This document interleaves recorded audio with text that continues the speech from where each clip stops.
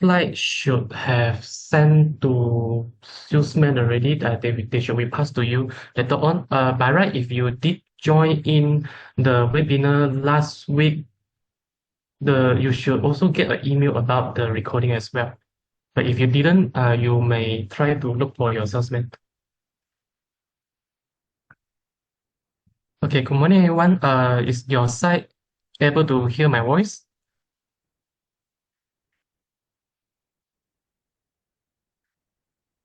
Yeah, so most of the people, I think they're able to hear it. Okay. Uh, yes, we will going to start soon. Okay, before we start, I have to apologize in advance. Currently, I am using hotspot to do this Zoom sharing. So just in case later on there is someone else trying to call me where my hotspot will like drop the signal, please wait me for a few seconds to reconnect back to the webinar.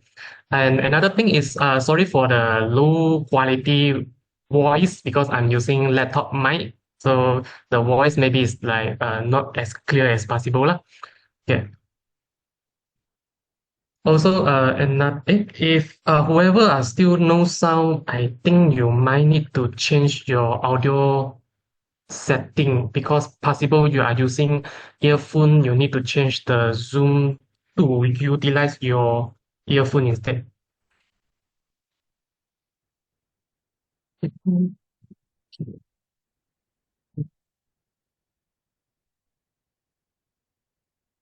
Check your Zoom set. Make sure is using the correct audio device. Yes, this season will be recorded and shared to you all later on. Yes.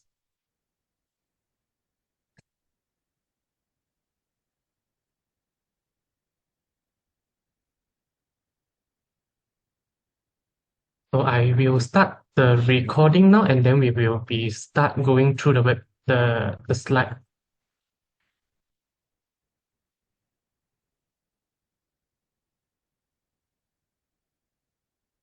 Recording in progress. Okay. Again, good morning everyone. Welcome to the webinar of today, the English section. Actually, this is also my first time to go through the slide, so actually we are going through the slide together. Okay, so yes, again, welcome in everyone and good morning. Next slide. Okay, so for this today webinar, we will go through on how to set up the e-invoice setting to enable it on our system and how I will expand a little bit on how the e-invoice transaction flow works and how do we submit and check the submission, is it valid or is it invalid or how to handle the document, everything. So this is the few topic we will go through as you can see on the screen.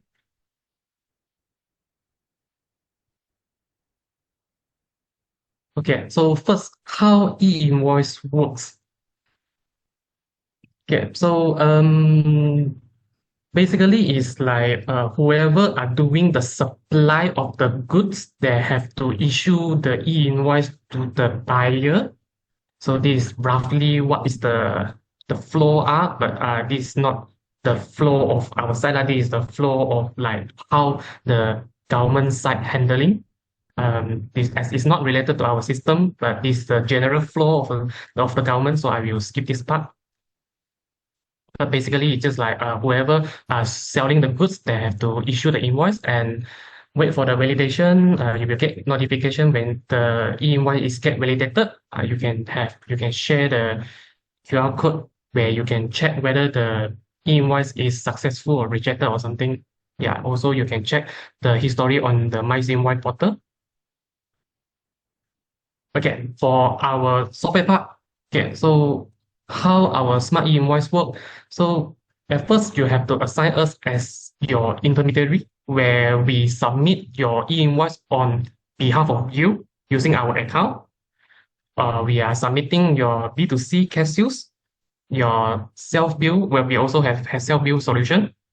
We also allow third-party integration. Like let's say if you are using others post system, but your post system does not providing e-invoice submission, yes, you can integrate with us.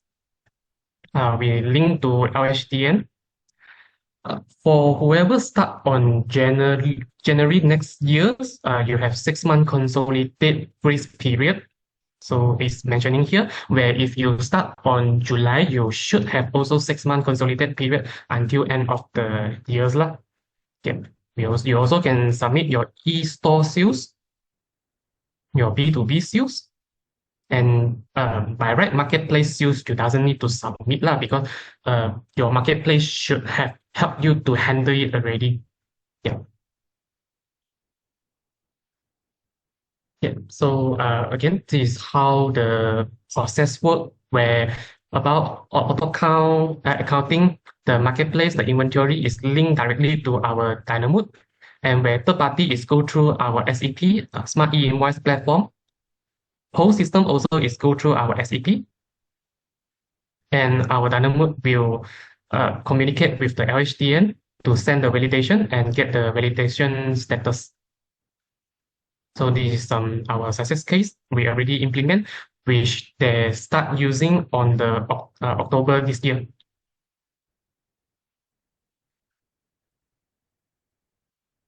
Okay, some important information to share with you before you can start using the e-invoice.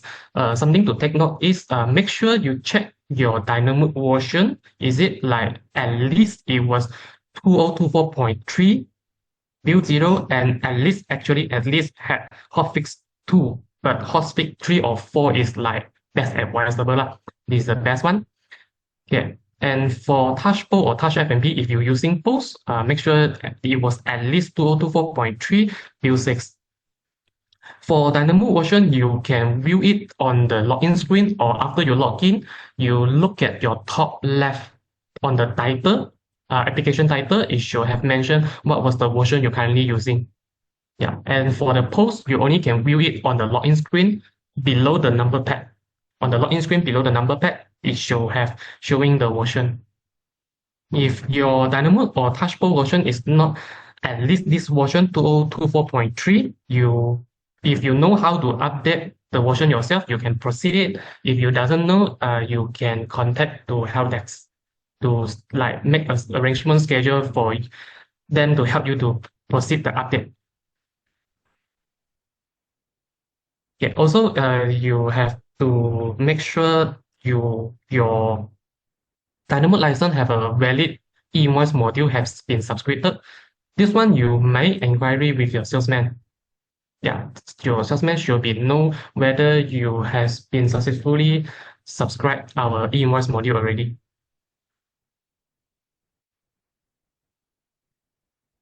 Yeah, so for Dynamod e-invoice maintenance and validation, we will have to send some few setting we need to proceed first before we can start submitting the document. Okay, for first thing first, of course, we have to enable the e-invoice setting. After that, we need to set up our own company information, like our company information. Also, have the information have to copy to each of the location. There's a special rare case where one company, their different location, but actually the different location is working under different company name. This is special case, but most of it is just like copy paste. That means that all location outlet is actually under the same company. Of course, when we want to submit the document, we must have our customer or supplier info as if self-bill. You need their info to key in. Some of the item you might need to fill in the classification code. Something like hardware shop, maybe because you are selling some building material, some of the specific material that government trying to do tracking, they need to do tracking. So you need to assign a classification code for it. But what product is under this require to have classification code? This one you may have to inquiry with your tax agent. Yeah, so we also have some e-invoice utility tool to help you to update your customer and supplier e-invoice information faster. by using Excel. Okay, so first thing first, of course, we have to enable our e-invoice setting. So based on the screen, you can see we have to, after you log in Dynamod, you have to go to Common Module, go to Setup, and go to Company Default Setting. After that, you will open this company system setting. You can go to number 5, e-invoice, enable e-invoice Malaysia. You want to change the date from where the date is from the date your business is starting to use the e-invoice. Let's say if you're starting on next year January, so you have to change it to 11/2025. If you're starting on next year July, so you can change to 17/2025. The effective to date, because we doesn't know when suddenly whether the government will suddenly like say we don't need e-invoice anymore. So we just put it all the way until future 3000 year. And below here we don't need to change, just leave it default because those are the government specific setting. We just leave it there just in case government, U-turn. So we have an option to like change the setting. Okay, after you have enabled the e-invoice, the next thing is you need to set up the connection for our Dynamod connect to the LHDN. The connection is actually very simple, but still this step you have to do it. Okay, on the main screen, after you log in Dynamod, on the main screen, you should saw e-invoice Malaysia. After that, you click in, you can go to e-invoice store. Also, you can access it by the start menu we're having on the bottom left.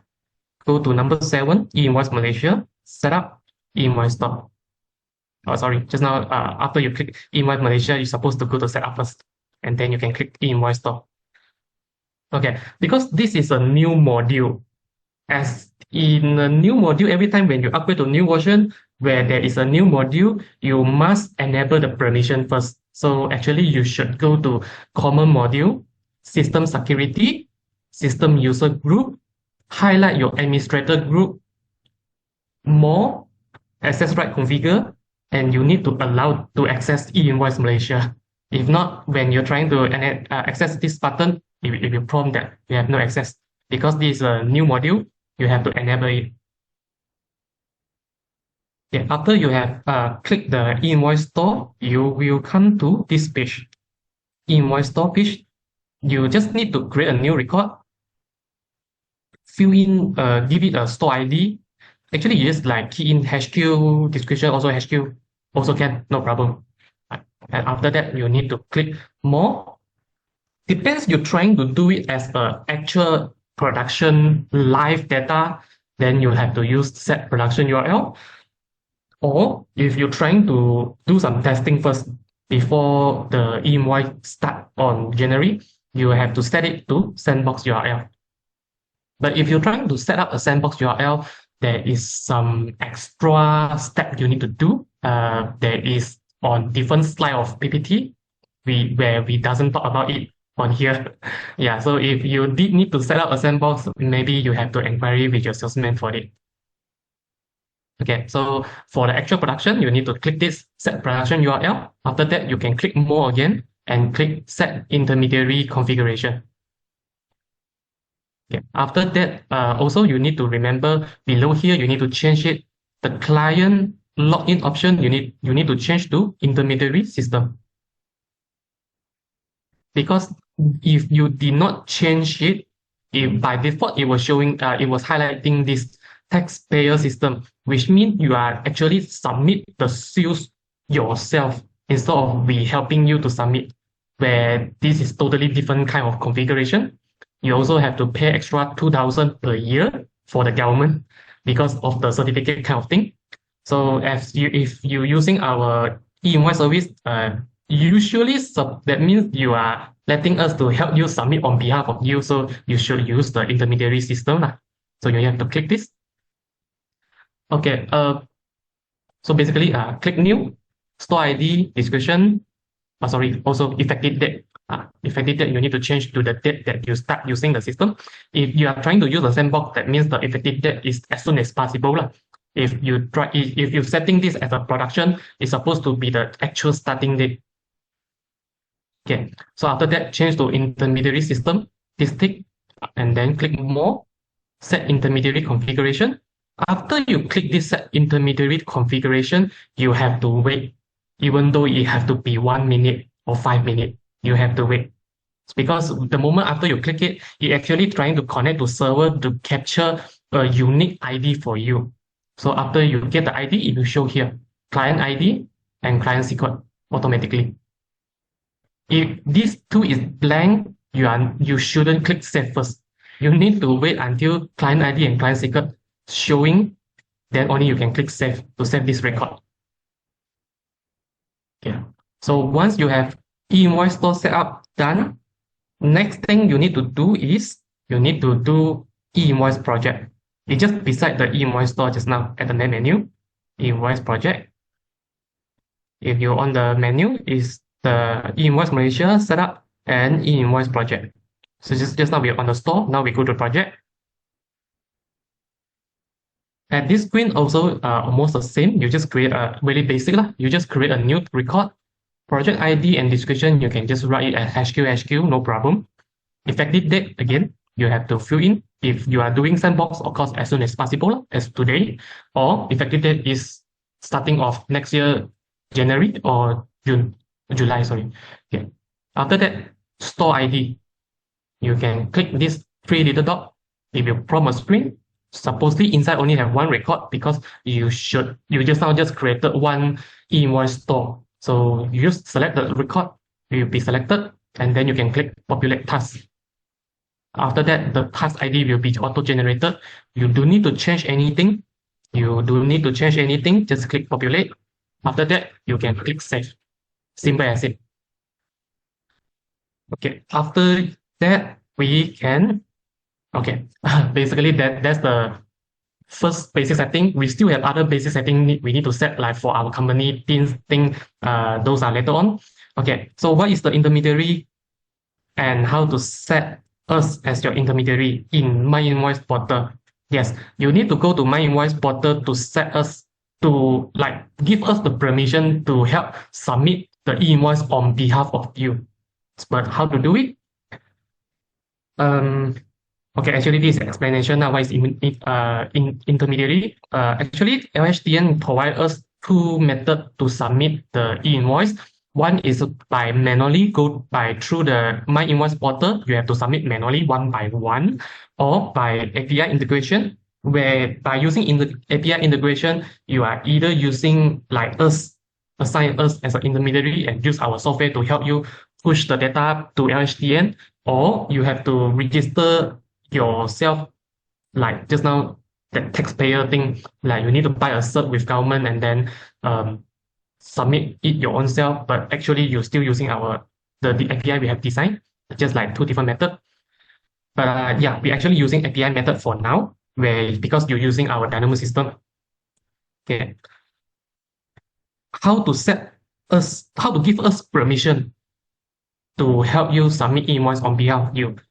You have to go to mytaxhasil.government.my, log in your boss account, not your own account, not your personal account, but your boss account, the owner of the company. After that, you can click the profile logo on the top right and click View Taxpayer Profile. Okay, after that, you will go to the screen where will show some of your company information. You can go to left side, Manage Profile, Taxpayer Profile. So here will show your own personal or the company information here on the top. Just ignore it. On here, intermediary status is blocked. This one is normal actually. You just ignore it. That means your company actually, you are not a software house. You are not doing you are not helping other people to submit their invoice on behalf of them. So it's showing block. This is normal. So no worries. So to set us as your to allow us to submit invoice on behalf of you, you can go to below here, click intermediary. By default, it will showing user. You have to click this intermediary, and then you click add intermediary on the right side. Yeah, after you click, it will ask you to fill in some info. So this is the info you need to key in, like our team number, our BRN, and our company name. Take note on our company name there. Do not key in the dot behind. Yeah, do not key in the dot behind. Just mark SEC Solutions with S, Sembilan Berhad without the dot. And then you can click search. But just in case, after you key in these three info, but when you click search, it does not show, like it does not able to find our company, you can key in our company name like this. S triple X underscore and then 4X DN PhD. Because it is like the government side thing, they're trying to like masking the company name. This is just happened recently. Yeah. So maybe when you're using this method, you should be able to find our company info. Okay. So once the company info is showing, the status is active. That means that the system managed to find our company. Then you can click continue.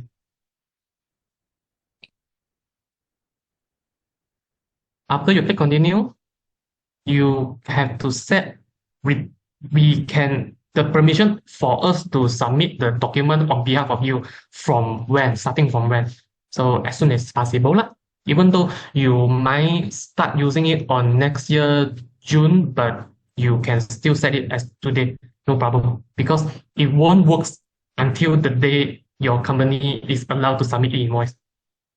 Okay, so you can just leave it as soon as possible and represent to, you have to set this to until future, because we doesn't know the e-invoice will last until which year, so you have to just set it as future as possible. After that, you need to enable the permission, all four of it below here. If you're missing any one of the tick while we submit the document on behalf of you, we might get rejection from their side. Yeah, so all of these have to be enabled. Yeah, after that, you can click add intermediary.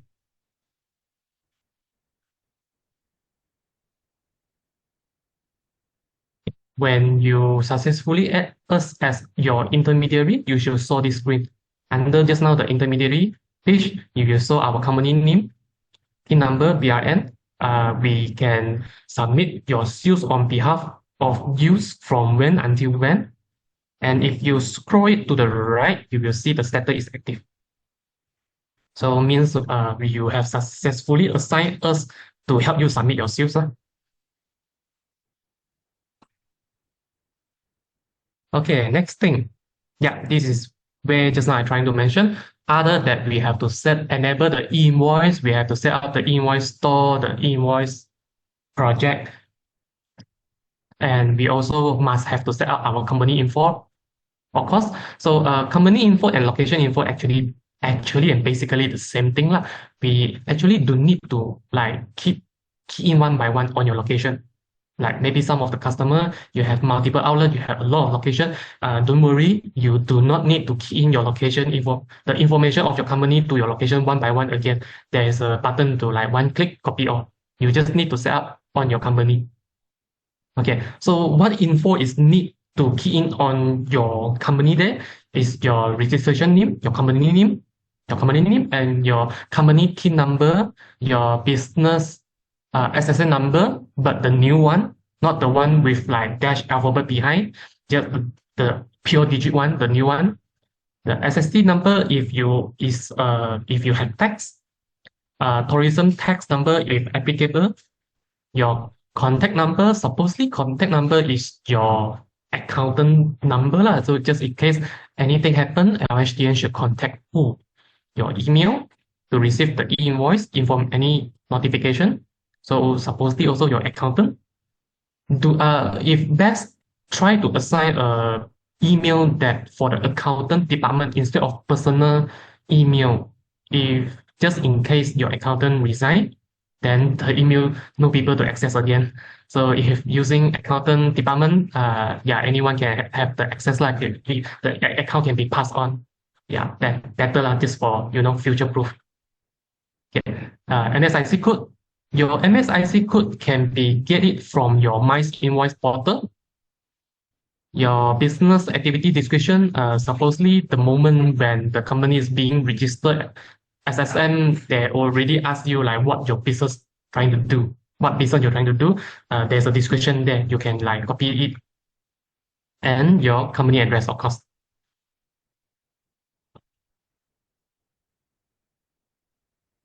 Okay. For the contact number, yes. Contact number, for the latest information I get, actually, you don't need to start with 6. You can straight away like 03 and then something something, or 01 something something something behind. Also can, no problem.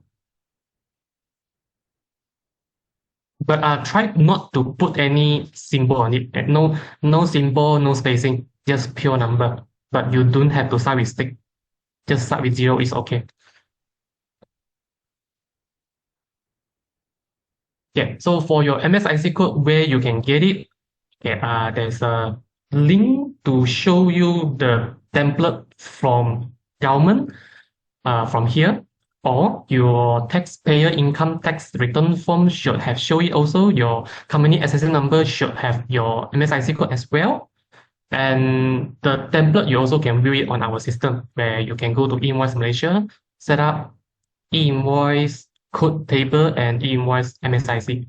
So this is the template. It's not the this is the template that provided from government. We just follow them.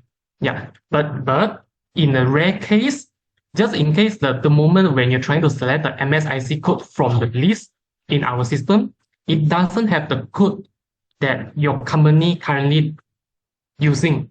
You can actually add the MSIC code in our system manually. You can add it manually, no problem.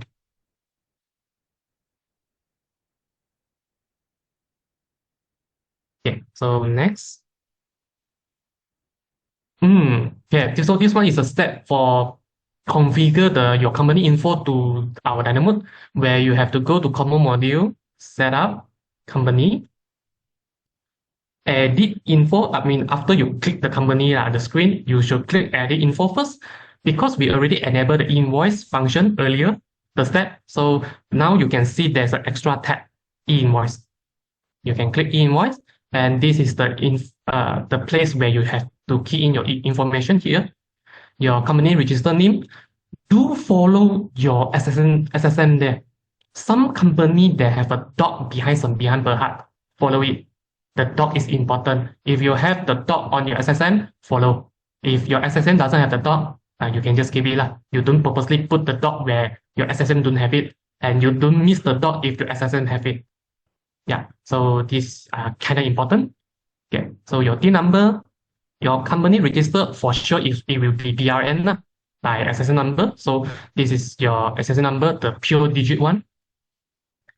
Okay, below here you have to repeat again. On top is BRN, so below here you also have to fill in BRN again. It's the same SSN number. SST registration number. If your company have SST, you can fill in here.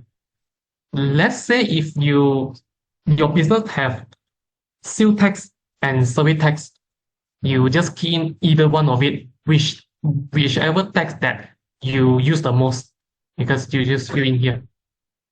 So tourism tax, if you are doing this kind of business, you have it, then you can key in. If not, just leave it NA. Yeah, by default, our system will fill in NA for you, but if you have it, you have to change it.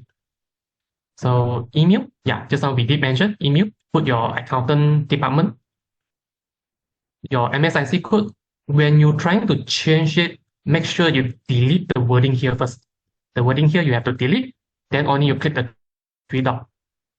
Okay, so after click the 3 dot, it will show a list of available MSIC ID that provided by LHDN.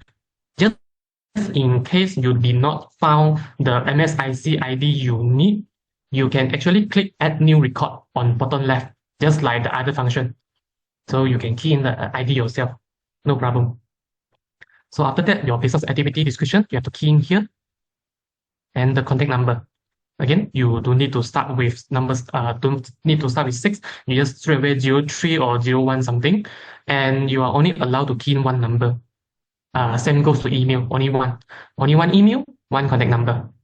Cannot multiple. Okay. Address line 0 is most important thing, so you have to key in here your company address line 0. This is actually line 1, and then line 2.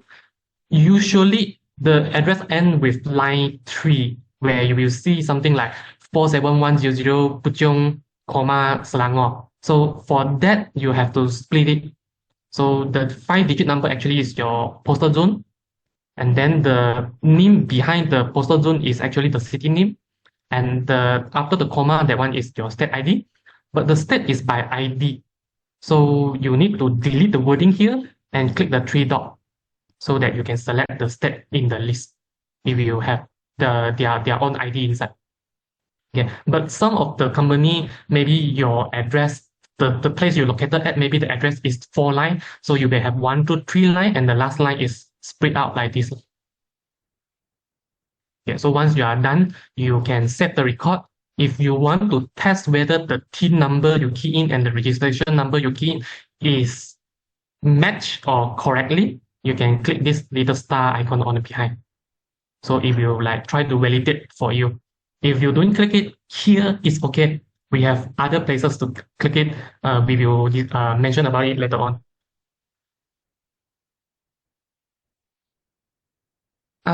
Yeah. It's actually a send screen. You just like scroll down a little bit. So it mentioned here about the postcode, the city name, your state ID. After you select state ID, your country ID automatic show. Yeah. And for those info, just in case you don't have the info, just put it an A, 00 for the state ID, or 50 for your MSIC ID. Yeah.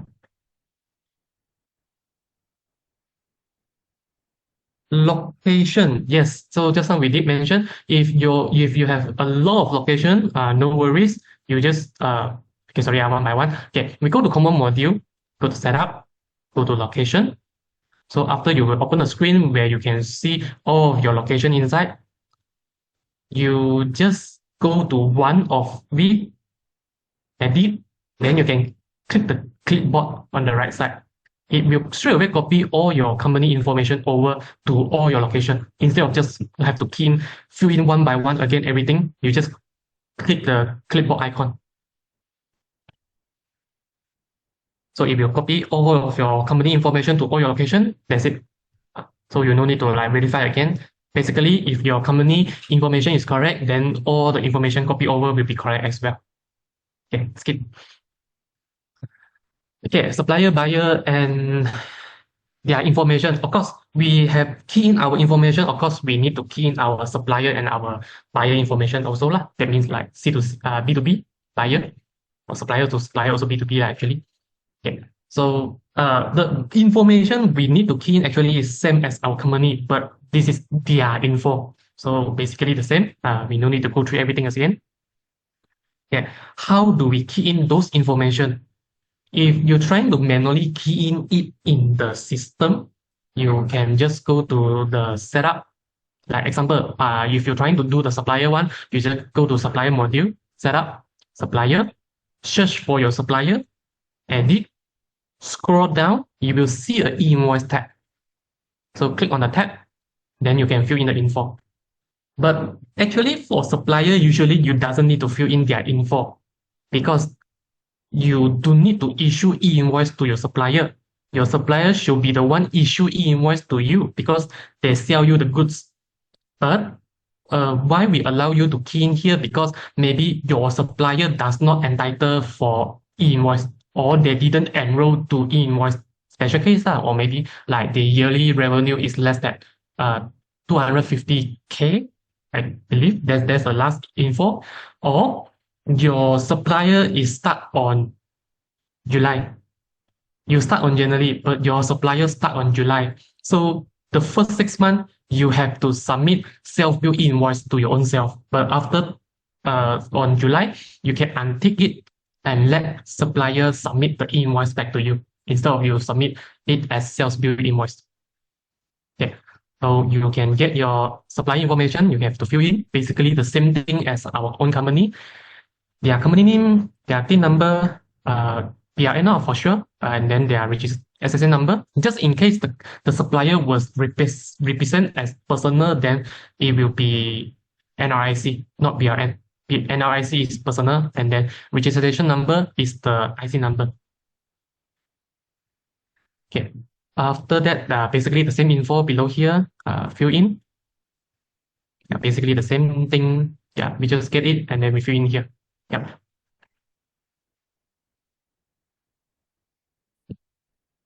Yeah, you just like highlight the step ID again and skip this. It's actually the same with our company. For our customer, yeah, it's also the same information where you key in here. Also like the company name, the TIN number, registration number, their SSD or tourism tax, their email, NSIC, blah blah blah. Yeah. The one thing is, as if this customer ID maybe is your marketplace ID, as if your business use marketplace, you should no need to fill in anything inside here. Just tick not applicable. That means any invoice created under this customer shouldn't have submit invoice to LHDN. If not, you are double entry already. Because where you go through marketplace, the marketplace should have helped you to submit invoice on behalf of you already.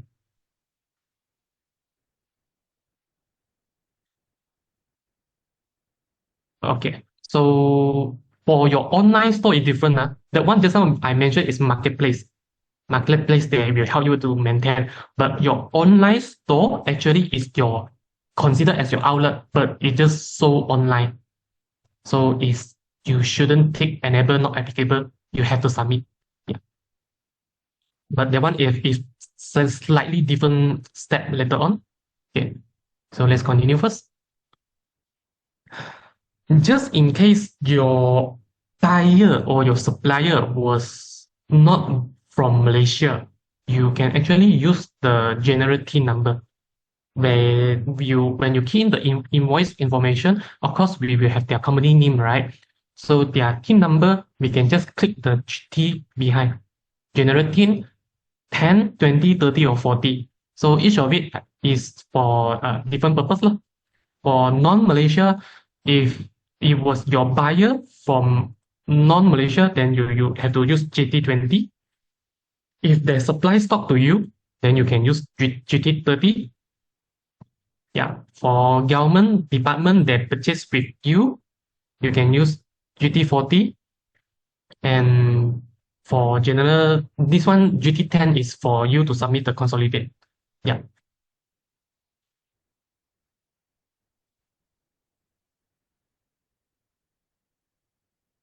Okay, so now we are talking about our e-invoice utility tool, where we have a function to help you to do the validation for your company, your location, your customer and supplier. So this is for before we submit any document to LHDN, we can use this validation to check whether the information the customer or your supplier provide to us or our own information, I mean our company information that we just key in, whether it's correct or not. We can use this validation to check it. Also, we have a tools to help to let you able to update your customer e-invoice information and supplier e-invoice information by using Excel. So we have this bug update tool. We will talk about it now. Okay, so for the company or location TIN validation, you can go to e-invoice Malaysia, transaction, taxpayer TIN validation. Yeah, taxpayer TIN validation. When you, as example, for company, after you click in, if you did not see any record below, click refresh data on the top left, so that your company should be showing out here. Then you can right click, submit for taxpayer TIN validation. It will straight away connect to LHDN, check for the result, and then return to you to let you know whether the information you just key in is validate or not validate. If not validate, then you have to check, is it after when you copy paste your TIN number or your SSN number, is it there is a spacing behind it, so yes, remove it, or there's a tiny little dot behind you did not notice, so remove it. So after you edit your amend your record again, then you can come back this way and right click validate again to double check it. Once your company validate has been passed, so by right, when we click the clipboard icon to copy to the location, when you come to location screen, you can highlight all by click Control A, Ctrl A. If you highlight all, you can right click submit for taxpayer team validation. It will all validated as well because your location is using your company info. Your company already validate success. By right, your location also will validate success lah, because it's using the same info. But if just in case it show not validated, then something wrong. You have to like go through the checking again. If you're not able to solve it, then you know who you should call lah, the support team.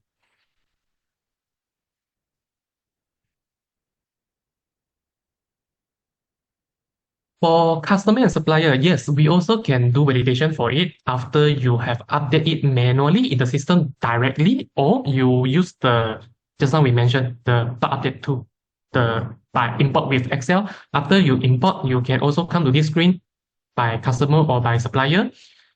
You can go to not validated, so you no need to resubmit those already validated.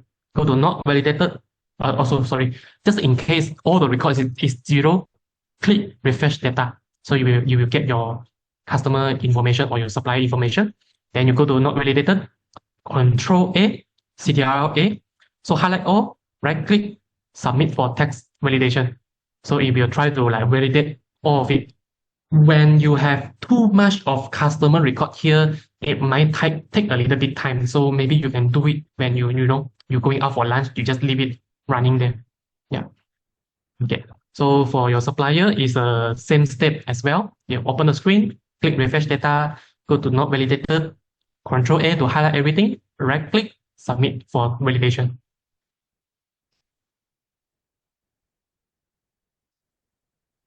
For the bug update, yes, this is the part where we use Excel to update your customer and your supply info. You can go to e-invoice Malaysia. At the Dynamod screen, go to e-invoice Malaysia, setup, utility, then you will have these three buttons.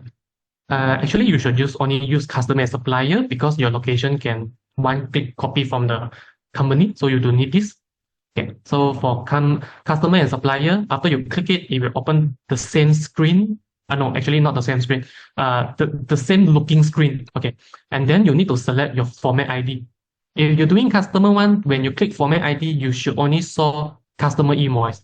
When you click the supplier one, when you click format ID, you should only saw supplier invoice. It doesn't show both. Yeah, you only can select either one of it. Okay, after you select, let's say we are doing the customer one, and then you can click export data. It will ask you, are you sure you want to do export now? It might take a while. Click yes. It will generate a list for you to let you preview first what will be export. After that, you can click confirm, and then it will ask you where you want to save your Excel. After you have saved the Excel, you can straight away edit the Excel, like fill in the customer information inside or your supplier information inside. Once the Excel is done, come back to the same screen. If you already close it, if you open this screen again by clicking here on the Dynamod main menu, make sure you select format ID first. Make sure you select format ID first, then only you click browse file and look for your Excel. The data will load out here on the input, and then you can click process. It may take a while if your customer record is like, depends on your business. If you have a lot of customer, then it will take a while. You can click process and then wait for it. When it's done running 100%, it will let you know whether is there any issue. If you show on error count, how many record having issue and how many will be success. Actually, you just have to have a look on the error count. If the error count is 0, that means your Excel is perfectly fine, no problem. Everything has been updated. So after you have done this step, you can go back to just now the validation, look for not validated, and then do the submission to like check, have a first time checking on their provided information first about the TIN number and their SSN number. So this is for our bug update 2. Oh, actually, they have a screenshot for it. Okay, so basically, just like select your format ID, click export. Are you sure? Yes. So it will give you a list. You can click export data where you want to save your Excel. So after you done edit, then select format ID and select the browse file.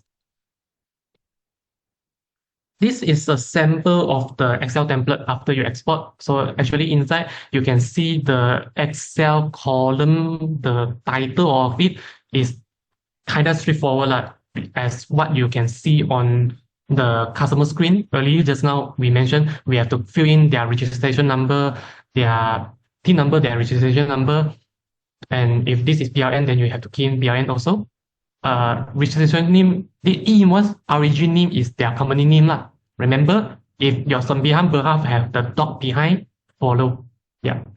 And then the text number, horizontal ID behind. There's a lot of row behind lah, so you can like have a look it on yourself.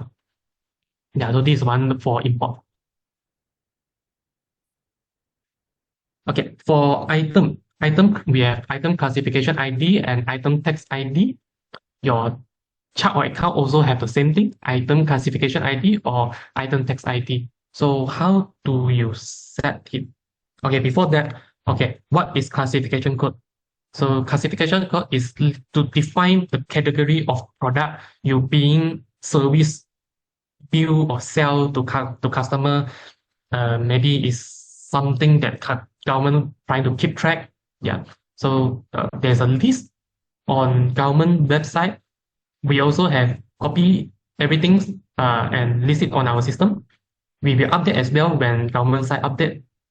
Yeah, you can view it on here. Currently, there's only 45 category where while this PPT is being made. For set item classification ID on item, you can just go to inventory module, setup, stock, look for the stock, and you can edit. Go to e-invoice, you will see this e-invoice tab. Last time only until GL distribution. Now you have e-invoice. Now then you can assign, you can change item classification ID to something else. By default, when you enable e-invoice, we will make everything as 022, which means others means there's no code, no specific code for this product lah. Others automatic. Just in case if this product you need to declare to government, you have to change it and select the correct classification ID. If the ID is not in the list, again, you can click add new record on the bottom left, not on the screenshot, it being cropped. So on the bottom left, you can click add record and add the classification ID yourself. The description doesn't matter, but I think the ID is most important. Yeah, if you have the ID but it's not in their list, you can add it yourself. For the item text ID, also same. You can remove this 06, not applicable, remove it, and then select the three dot and select the item text if applicable. For accountant wise, if your chart or account have this specific account code is have to special handle submit the info to government, you also can go to accounting module, setup, chart or account, can click edit the record and change the item classification ID and the item text type. So that when you create your other payment voucher or your other receipt, the receipt or payment voucher can be submitted to LHDM.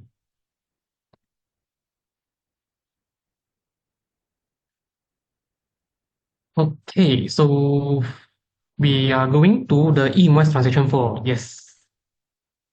Okay, so e-invoice transaction flow, there is few different type of document you have to handle. So the first one will be, of course, B2B or B2C, your e-commerce or your marketplace, how to handle your self-bill for overseas purchase or other transaction, or maybe, like I said, your supplier have not yet start e-invoice because they're starting on July, not the January. So you have to self-bill. And yeah, this I don't know how to read, sorry. So yeah, this thing, the clan thing, you need to how to handle it. Tiny bit transaction flow to let you know how our site handle the flow. Okay, so first we have to set up our product. The information will sync to our post. Let's say if you are using our post system, and then when you create any sales on a post, the sales will straight away sync to Dynamod. And then if you keep using our post, the receipt will have a QR code for customer to self-service. They scan the QR code, they can fill in their information themselves. So this one should be covered later on. And we have a dashboard to let you see whatever document has been submitted, is it validated, approved, or rejected, or you manually cancel it or something. Yeah, we have the dashboard for it. We have a email function to let you know as a reminder whether trying to tell you not to forget to submit consolidated invoice. Transaction function to like what transaction can be submit e-invoice. So the basic 6 document, invoice, cash sales, CNDN, refund note is something new. And actually receipt also, but that one is, I think, special case as if. And then another self-bill invoice, self-bill credit note, debit note, and refund note. As if your supplier does not enroll for the invoice, you have to submit self-bill. If not, basically you just like submit the top one under customer module. Okay, so list of the rejection. Your customer can reject the invoice also if they decided to do it, like they deny the information that you just provided under them. But actually, when they submit, they should have a review the information themselves lah. This should be red case. They will reject it. Okay, but just in case, if they reject, we have a place to view it. What document has been rejected? Okay. Invoice filing and submission. Consolidated. This is for consolidate invoice lah. Next one. Self-bill e-invoice. Yeah, self-bill you is okay. Type of the e-invoice there's 3 different kind of e-invoice. So first one, self-bill is your supplier does not able to provide you e-invoice. Like I said, they does not enroll to invoice or there wasn't having invoice now. There was later on batch 3. You have to submit self-bill first. Yeah. So what of the document you have to submit manually? Consolidate e-invoice is the one end of the month. End of the month, you combine everything that customer did not claim it. So you consolidate it and submit to LHDN directly. And e-invoice, this is the normal one. This is directly B2B or B2C. E-invoice workflow. So basically you just like create and submit, waiting for the validation. You will get a notification when the invoice is validated or rejected. I mean, cancel. Reject like yes, reject by LHDN. Maybe some info inside is wrong, so they reject you. You will get a notification. If it approved, and then you will have a QR code.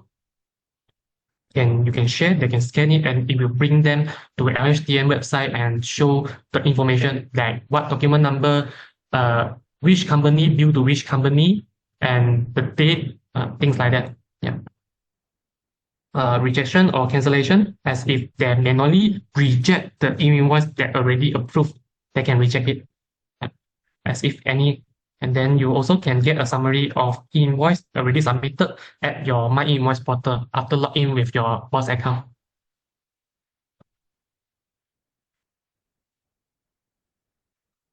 Okay, so for e-invoice transaction flow retailer, how you handle B2B transaction and B2C transaction. Okay, for B2B transaction, basically is like where there is the sales come in, you key in the sales in our Dynamod and then use our Dynamod submit to LHDN. LHDN will return the data to let you know whether the invoice you submit is approved. But sometimes when you submit the invoice to LHDN, maybe LHDN side, their server is busy, you will not get the result directly. It will show validating, it's still pending. it's okay. You can check it back later on after half hour, 1 hour or more and see the letter status.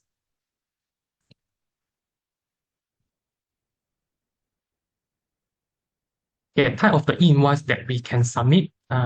Here only cover for four. So we have the normal invoice. If we have any CN, then we will have credit note. If we have any DN, we have debit note. And just in case you just refund directly, we have refund note. There's a difference between refund note and credit note, where credit note you are supposed to link with invoice. Refund note is directly do it without the invoice. Maybe like the invoice is totally settled, there's nothing for you to like credit note, but end up you still have to maybe supplier return you something, so you can use refund note.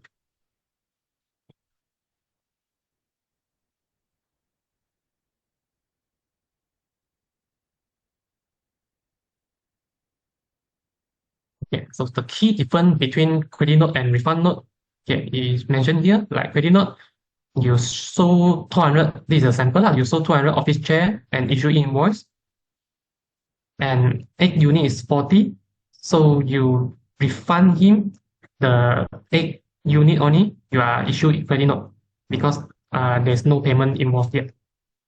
But if you already sold you sold 200 office chair to a customer, they already pay you.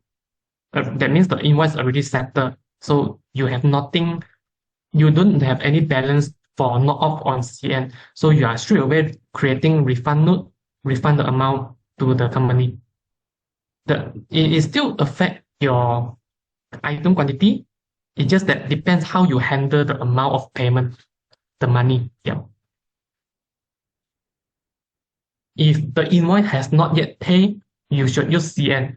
If the invoice already paid, fully paid, then you should use refund note. That's the difference.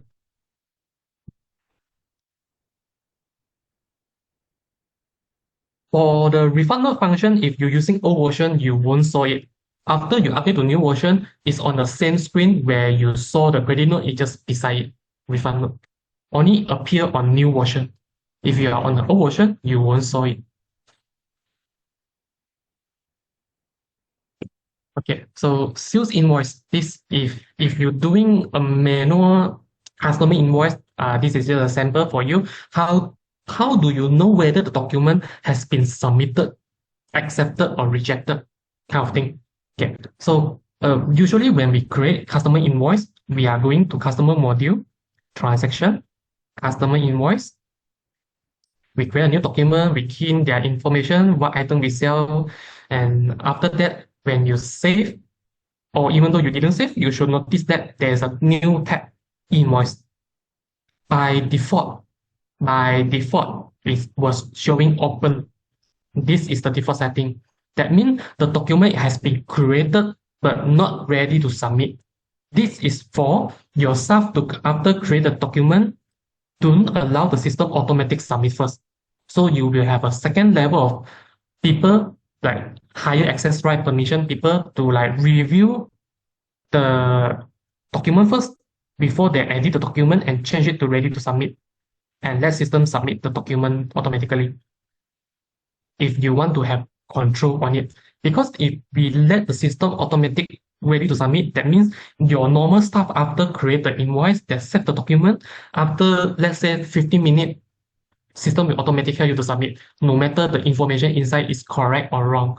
So maybe on your business, your company flow, you have a second level of people who have to review the invoice that your staff created.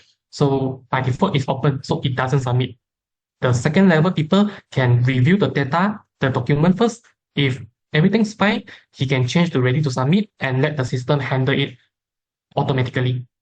Of course, you also can trigger it manually. I think it will be covered later on. Yeah, so this is just a status thing.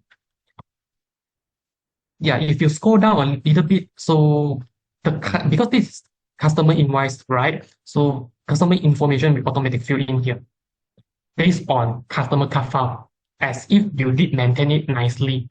If you did not maintain it, nothing will show here. There is something you need to take note. If you create the document first, then only you maintain your customer profile e-invoice info. The info won't be bring over to the document. The information only will bring over after you maintain your customer profile and then you create a document, not the other way around. Yeah, so if you did create document first, then only you, I forget to fill in this customer info, then I go to maintain my customer card file.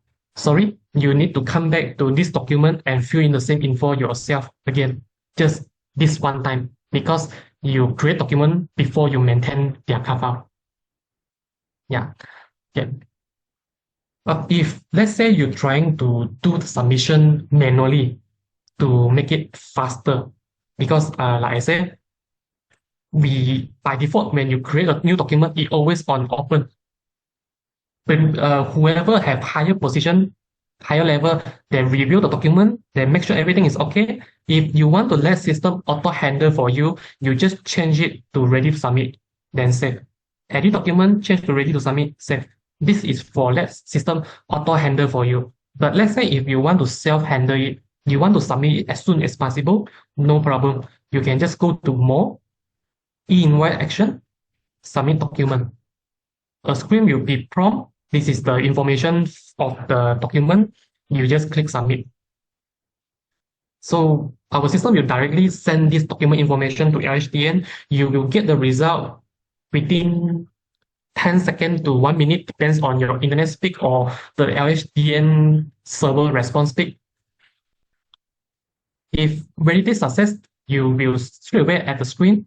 Sorry, so the small screen, we just click right. E-invoice action, submit document. This small screen, you actually can see the status on the top. New, submitted, but still pending for the result from LHDN, or LHDN already accept.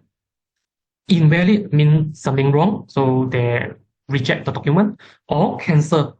For cancel, that means after valid, already valid, and then you request to cancel. As you can see, e-invoice action here, you can cancel the document.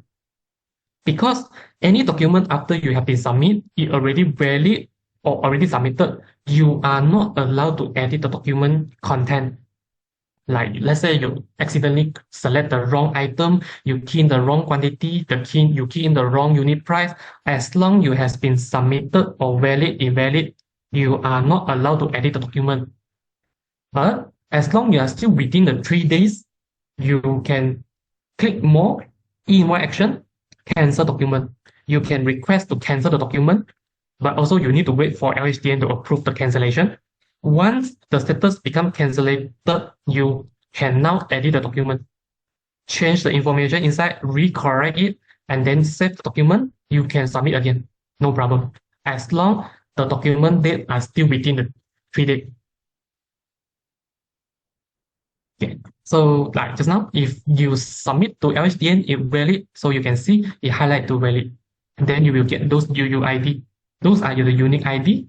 The government will keep for, I don't know, three to 6 months, very short period, or 3 years, if I remember wrong. Okay. So those link, LHDN will keep it temporarily. You can access the link anytime until they expire from LHDN side. Yeah, LHDN does not keep it 7 years for you. But yeah, we just follow them. Those are the info they for us. Okay, so this screen, after validated, if you click OK, you close it. If you go back to the document bottom, you also have the status. They're also telling you it's validated success, everything, those information. And the title also will change. The title, e-invoice validated success. So this title, right, is just now early. We create customer invoice, this title. So you can see it's e-invoice ready to submit or e-invoice open new. It will become the e-invoice validated. It will change the title here. So you also can know.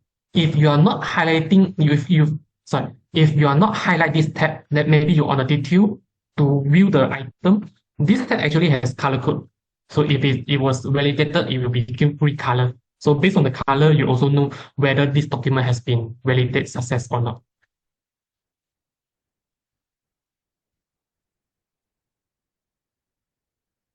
Document validate. Yeah, so when after the document has been validated successfully, this document will get a special UUID, just now we mentioned. So the UUID will show on the top of on the document. This is our e-invoice template.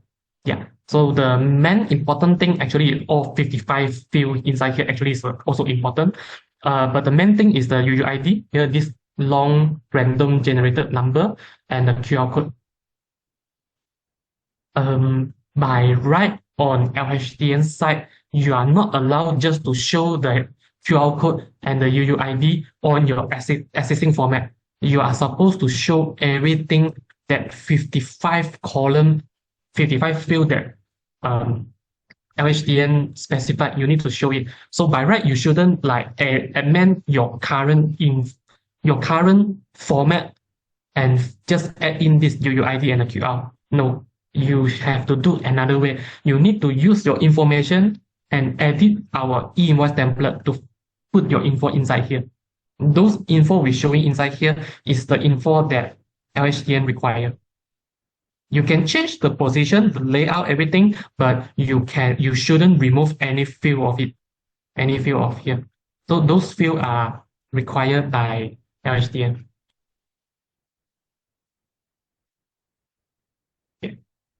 So issue e-invoice, customer invoice. I'm sorry if this video have no audio, but we have a look how you can easily create a document and submit it.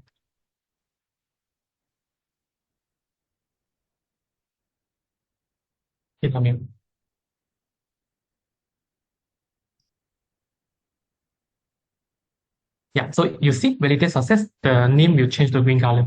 And then we have an e-invoice default report format. Oh, sorry for the video like running too fast. Yeah, but you can try it yourself if you have set up a sandbox account. Or if you want to see sample, you also can inquiry to your salesman. They should able to provide you some sample. Okay, so 72 hours rules. So this rule is set by LHDN. Whatever document you has been created, you have 72 hours to submit to LHDN. If after 72 hours, the document will be rejected, you are not allowed to submit it again. So what happened if you did not submit the document within 72 hours, it expired already? Or you did submit, but it get rejected. You did not know, you didn't have a look on it, and it get rejected. So what you can do is actually you need to do CN for it, and then you need to issue invoice again. Yes, you open the CN for your customer. Within 72 hours, you fail to submit it, it fail to validate it, you have to open CN to that invoice and you have to create again. That means extra job for you, also extra job for your customer because they have to key in 3 documents now. Yeah. So these some rules about it.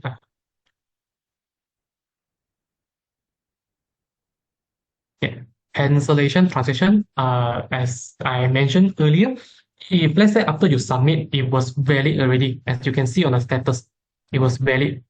But just in case you found out, hey, some of the item I key in the wrong item, I key in the wrong pricing, wrong quantity, I need to adjust the price, there's a discount, something like that, you can click more, e-invoice action, cancel document again, click on the prompt, click cancel document. It will asking you for a reason. You need to fill in the reason.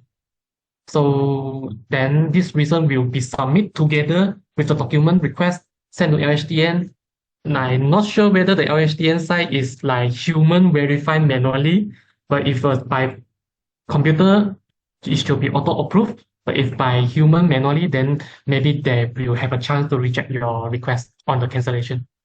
But once the cancellation is success, you will now able to, it doesn't have a screenshot for it. So when the cancellation success, you will have, the status will become cancelled, then you can edit the document again. After you edit and then everything, you can resubmit the document again. Make sure everything is within 72 hours.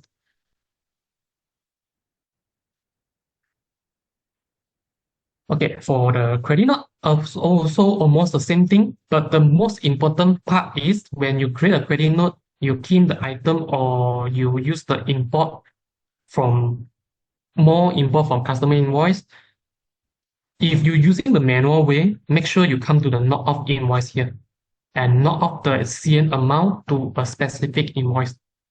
Make sure to do it. This is how the CN works. You are supposed to have a CN knock off to specific invoice.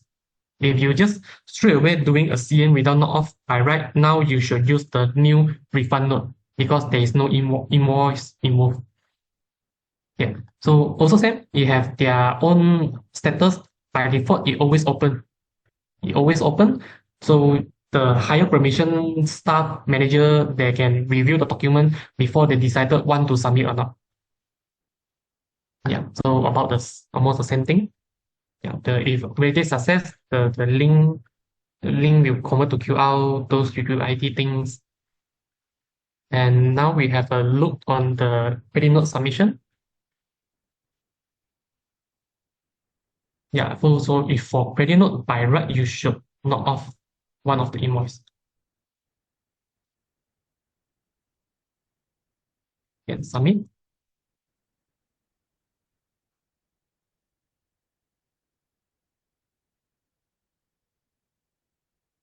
Process complete, so we straight away get the result. It's valid.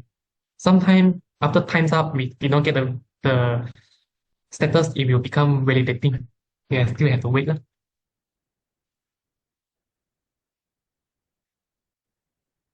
Sorry for the video a little bit too fast. I don't know how to pause it. Okay. So that is for the credit note. So for the refund note, it just involves payment, how the money goes out. Because it doesn't involve the invoice, so it involves the bank account straight away. Okay. Basically, it's the same thing, but instead of you select knock off for the invoice, you have to select payment detail, and just like how you key in your payment voucher or customer receipt, you need to add a account code. Sorry, you need to add a payment method. Sorry, this screen payment method, which method and what is the amount? Because this is pure refund. It wasn't knocked off to the OCN. Okay? But on here, you're asking for select invoice also. Yeah, you also need to select invoice, but you are not knock off the amount to the invoice because the invoice already settled. So yeah, you still need to select invoice. But it's just the invoice already fully settled. That's why you are not using CN. Okay.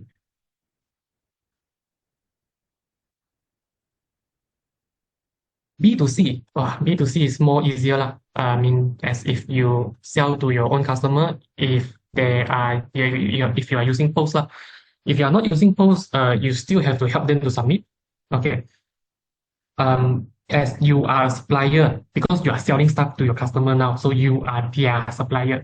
So is your buyer require e-invoice? If yes, you need to get their information. Then you have to do submission via our system. Then after that, you can share them the link or something they can access the e-invoice information themselves. Or if you are using post, they can scan the QR code themselves. Or sorry, or because the e-invoice there also have a QR code, right? They can scan the QR code and get the information from the LHDN. Yeah, so the buyer will able to sustain their tax transaction for the tax purpose on next year submission. I mean, 2025 submit for 2024, so next year submission for this year. Okay, so what if after you create the document, but your customer does not require e-invoice? So basically, you just issue the normal receipt to your customer. After that, at the end of the month, but not the last day. I mean, first of the month, maybe first of the month, 1 day, 2 days, or third day of the month, you should consolidate of the last month, combine everything, and submit together on money basic. So actually, this is not submit it on end of the month. It's supposed to be first suggested 3 days within 3 days of the first of the month. So after that, you just submit the consolidated e-invoice to LHDN, then that's all, end of story.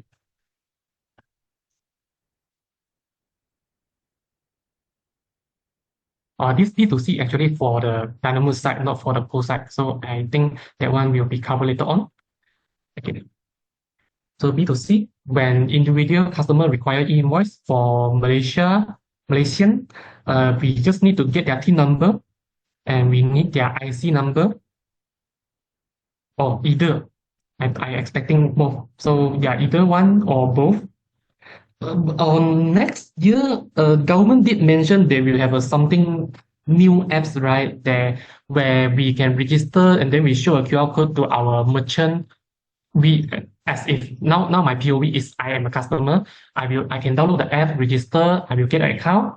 I can show the QR code from the apps to the seller, the merchant. They scan my QR code. They will straight away know my TIN number, my IC number, etc., or my business account info. So they just scan it. It will automatically fill inside the system. So those we will implement on next year when government side application already released because we doesn't know what info the QR code will be provided yet. But when we have it, instead of like we have to ask it one by one, we can just scan the QR code more faster. But for now, before government release the application, we have to ask our customer and fill in the information manually. Okay. So for non-Malaysian, it doesn't have the IC number for you, right? So that's where the general TIN number come from. So on the general TIN number, we can use the general TIN, but because they are foreigner, so we can get their passport or just TIN number. Or if you general TIN number, must insert passport number. So not both, and not either, have to be both. Okay, so for the post, yeah, finally to the post. Okay, so on when the post you create, like customer walk into your counter, they buy something, post will have a receipt for them. Hmm? The graph a little bit on this method one, sorry. Okay, this method one, this is we help customer to submit. Okay, so customer buy something on the counter, they request e-invoice. So we get their information, we help them to fill in. After that, we can print the e-invoice to them. This is one method. This first method, method one. Okay, so the flow will like go through this what we do on the post, and the post will sync with the Dynamod to get the information, sync the sales, everything. Yeah, stuff key, click reprint, fill in customer detail, submit info, e-invoice to LHDN return the data return to post, then have the status to print document to the customer. Yeah, actually, this is the roughly flow, give you a rough idea how the system works. But the simple part is, as long customer request e-invoice on the counter, your counter's cashier staff can help them to fill in their information and then submit, and later on print the invoice for your customer. Okay, so how to do it? How your cashier can help the customer to key in the info manually? So at the post system, click the receipt button on the middle center there. So you will go to the reprint receipt screen, look for the receipt. If he was the last payment customer, usually he will be the first result. So you don't need to select anything. You just need to straight away click on the invoice. So on here, we can key in the buyer information. We have to get the information with our buyer. But again, as the info I get, when next year government release the apps, we will do the integration with the apps also. The cashier is just like scan the QR code on the customer phone, all the information will automatically fill in. But that one is future thing lah. We need to wait until the government release the app first lah. If government suddenly U-turn, then yeah, we have to fill in manually.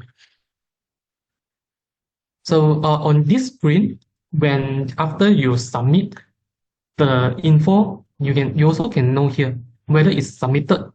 If not submit, then you open submitted, validated, or rejected. It also will show a status here. So you know this document have this what status.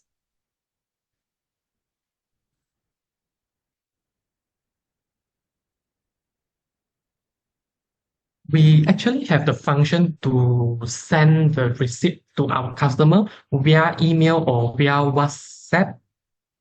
If you doesn't know the function because either you are on the old version possible. That's why you doesn't know. But if you're on the new version, we have this function. We can click send via email or WhatsApp. Email is the free. Email is free to use, but WhatsApp has to pay. It's not charged by us. It's charged by the service that help you to send the message out by per message. So yeah, yeah.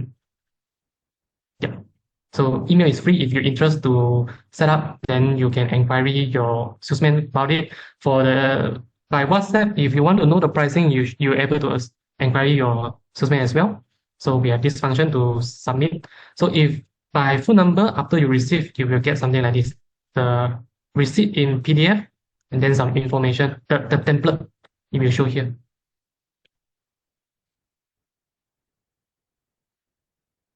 Yeah, so this one is the one that I keep trying to want to say. This is the method to let the customer self-service. You don't need to help them to fill in anything, just ask them to self-service. When customer require an e-invoice on the post, you just print the receipt. The receipt below you have a QR code. So customer just scan the QR code. It will bring them to our SAP website, Smart e-invoice platform website. Customer key in their info, self-service, they key in their own info on the website, click submit, then the website will inform our system to do the submission.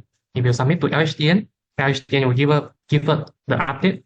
When our system detect the submission has been success, it will automatic like send the information to customer to let them know via email or WhatsApp as if customer did provide any while they key in the info here. So this is the best method. Just ask your customer self-service, unless it was auntie uncle, they doesn't know how to use a phone to scan and service those. So then that how the method one came. So your cashier have to help them to fill in the information. Okay, so for the SAP, so basically it's like customer scan the QR code, it will go to our SAP website. They request e-invoice so they have to fill in their info. Info will sync back to the Dynamod via our API, and it will submit to e-invoice LHDN, and LHDN inform us.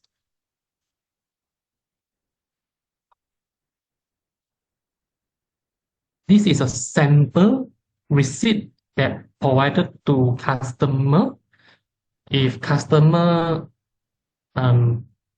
after print the receipt, I mean on the cashier walk in, pay on the counter print out, you will have an extra QR below. So scan below to submit invoice. Customer just use their phone to scan this QR. It will bring them to a website, our SAP Smart e-invoice platform, so they can key in their full name, their TIN number, whether they are Malaysian, and what type of registration number they're trying to use, IC or the passport, or if they're trying to claim as company, they should change it to company on the top. They can click company on the top, and then they fill in their company name, company TIN number, company BRN number, contact, those kind of info. So this is how self-service works. Okay, next we will talk about marketplace and your e-store. There's a different marketplace is the Lazada, Shopee, TikTok, and e-store is your own web store is linked directly back to you. It's not like handled by the like marketplace. Some platform will help you to handle everything.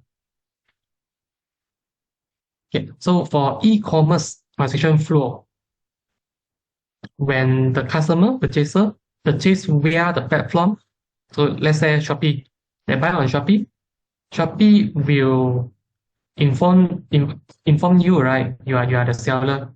Shopee will inform you. Then you update everything. Good is so.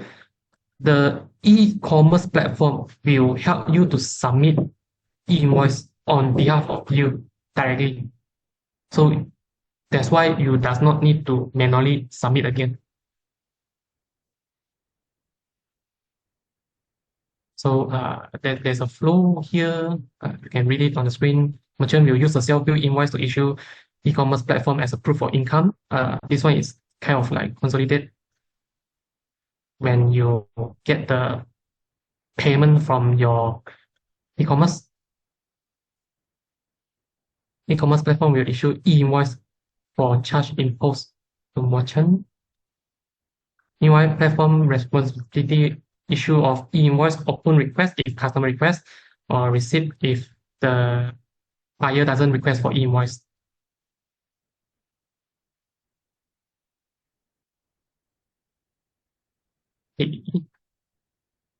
So yeah, for anything that from Shopee, Lazada, TikTok, when they go to Dynamod, you should mark it as the customer, you should mark it as not applicable for invoice. So we doesn't submit again to HDN. So your company sales revenue won't be double when like on the government side. It won't duplicate double entry.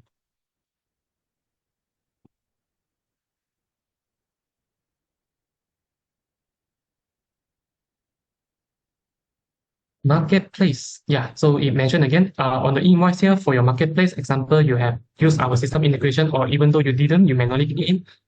For sure, you have to create a customer ID for the marketplace, right? Make sure on the e-invoice here, you tick not applicable for e-invoice. So you doesn't double submit, you doesn't double entry. Okay.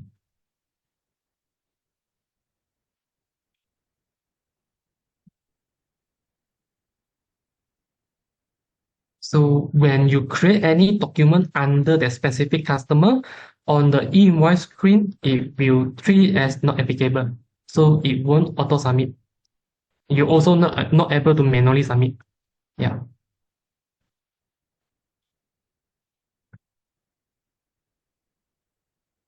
What if Site Giant or Shop to Go? This is considered your web store. It's not a marketplace. It's your own web store. You manage all by your own self.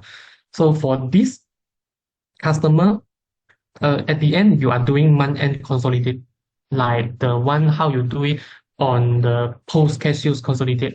But this one is for the sales from the online store.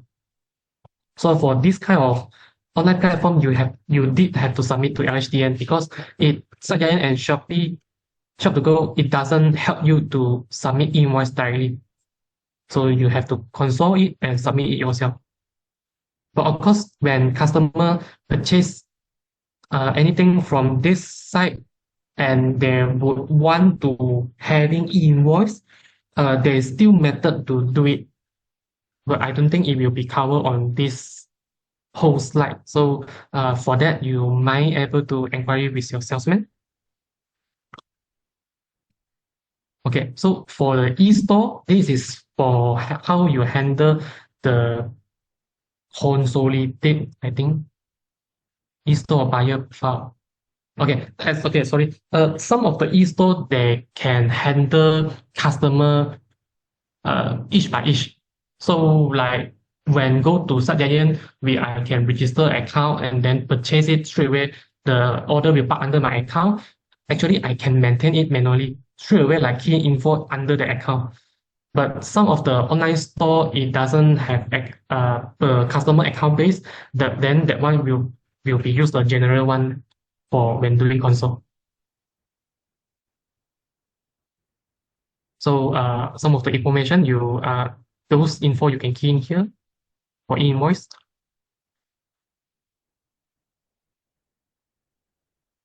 The slide will share by you, so later you can like review it again about the information, the note on the screen, everything.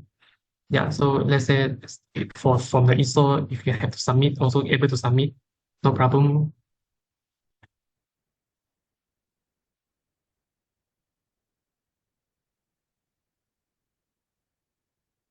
Yeah, next for e-invoice transaction flow, self-bill. This is like when you buy something from overseas or you self-bill the invoice because, like I said, your supplier wasn't start on January, it start on July. So you have to, first 6 months, you need to do your self-bill first. So yeah. Yeah, so this is the different. If your supplier will start on last year, August, they should already help you to create invoice for you. When you buy something with your supplier, they have issue the invoice for you already. So you don't need to submit invoice yourself. It's not self-bill. Your supplier handle for you already. but your supplier did not submit any e-invoice for you because they didn't enroll to the e-invoice or they was overseas supplier, you get after you get the document, key in the invoice, everything, you need to issue self-bill e-invoice to proof of purchase to the government. Yeah, so this is different.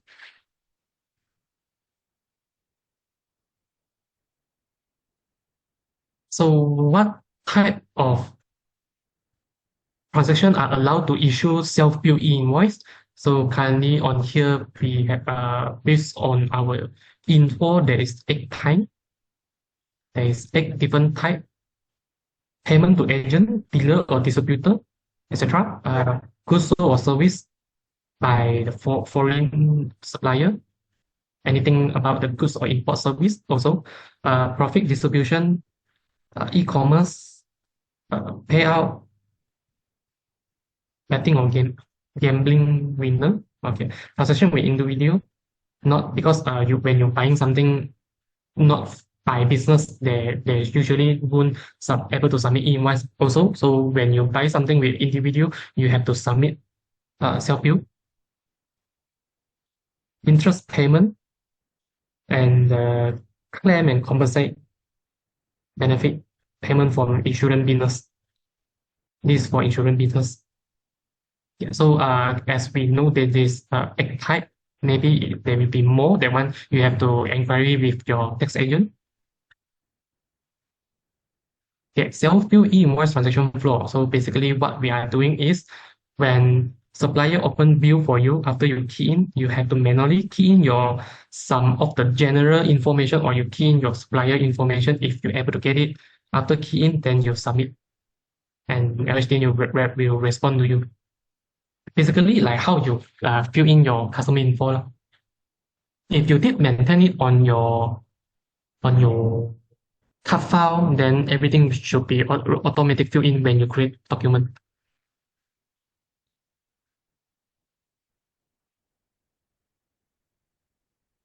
Self-bill invoice overseas purchase. So your foreign seller sell you something, then they issue invoice to you.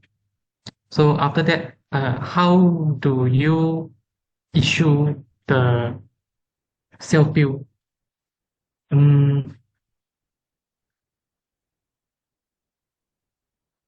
So let's say you buy something here, and then pass by the custom on here. Issue self-bill invoice in the following month. Once the custom clearance is obtained, so you get a notification of like the goods you buy from overseas already passed. Then because you're creating the document in within this date range, you have to submit at end of the month. Cross-border transaction, import of service. So just now is goods, so this one is service. You buy something, they issue invoice for you. So this refer to your payment date or the invoice receipt date, whichever is earlier. Then you can issue self bill on it within this period.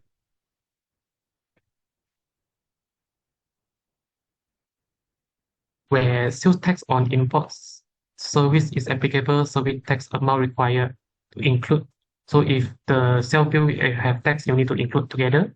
Basically, what means is when you buy something, let's say you get it on October, based on my own understanding, anything from import you get from October, most late you have to submit self bill on end of next month. You buy something on 10 October, most late you have to submit at November. So there is different rules applied that where is local supplier or overseas supplier. This is based on our own understanding.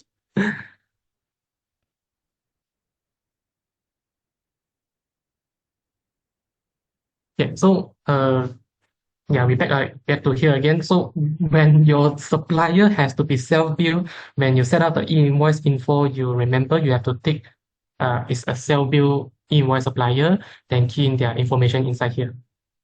We just already go through this earlier. So yeah, it just like remind you.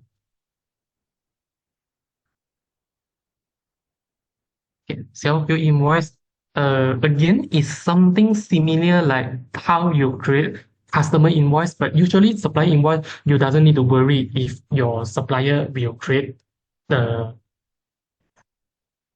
invoice to you. So it will automatically become not applicable. But when this is a self-bill supplier, then you will able the flow will automatically become open. Again, it's like the customer invoice where the normal staff key in the document first. When then there will be a higher permission position staff manager to review the document, make sure everything is correct. Then only he change to ready to submit, or he can do manually submission. But also it will be labeled this is a self-bill invoice.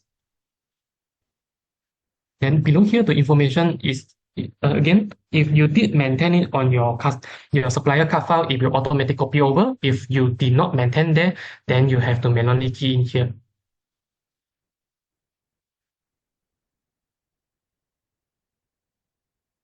Same goes to the credit note. So again, basically the same thing. It's just that let me remind you again, if you're using credit note, that means your invoice has not yet fully paid. You're going to use CN to minus some invoice amount. That's why you're using credit note. But if let's say the invoice already fully payment, but you still get some refund from your supplier, you should use refund note. Basically the still again the screen everything basically the same, like it's just different purpose. One is for customer, one is for supplier. Okay, so a short video about how to issue self-bill invoice.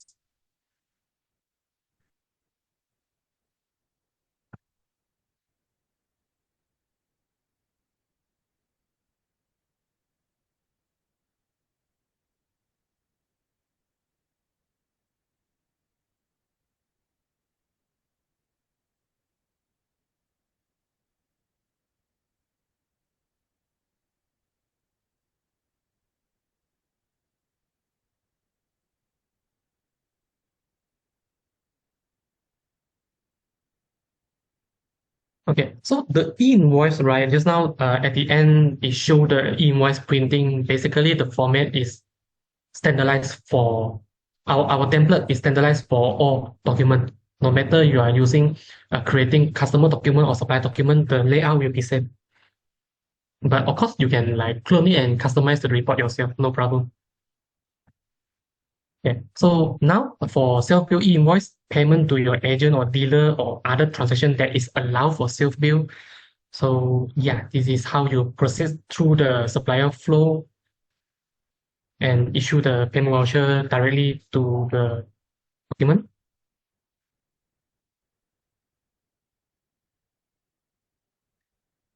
At first, your agent or your dealer, they open sales or the goods or service to the purchaser. So after that, you are billing to the agent or dealer. Yeah, so you are open a self-bill here.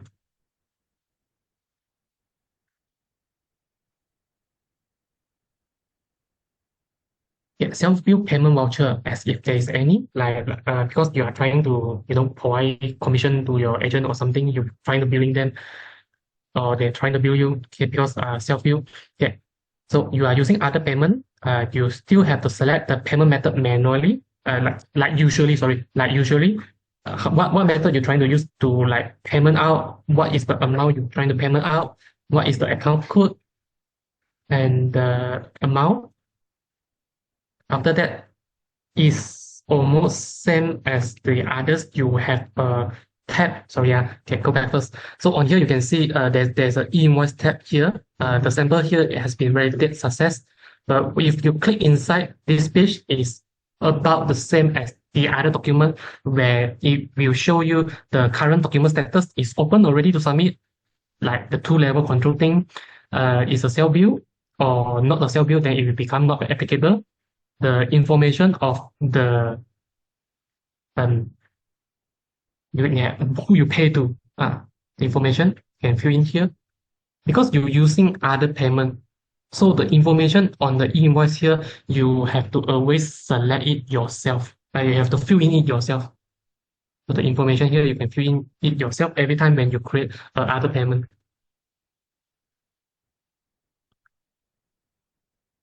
Yeah, so if valid, then those link things, the UUID things, it will show. So as you can see, your supplier will automatic filling with the information you just provided in the invoice tab, the page. So after you submit to LHDN approve, return, this is the information will be shown on the invoice default template as if you're trying to print it. Basically the same thing lah, same as the others. It's just that the main thing is the supplier and the buyer information will be different based on what document you're trying to print. So a short video sample on how to issue payment voucher.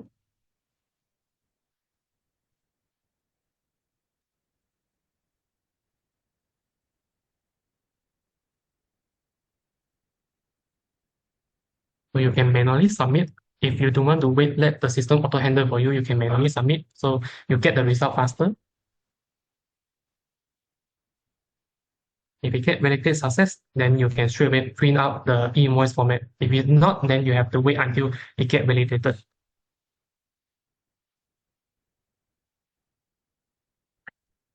Okay, so this is the part where I will confuse as well. So let's go through this part together. So this is the transaction flow for this disbursement, reimbursement, the employee claim things. So how do you handle this kind of document? And what document you need to handle, what document you don't need to handle? Okay, so the difference is is your company expenses or it was a claim from your or it was a claim. Yeah, this is 报销, this is claim, this is your expenses.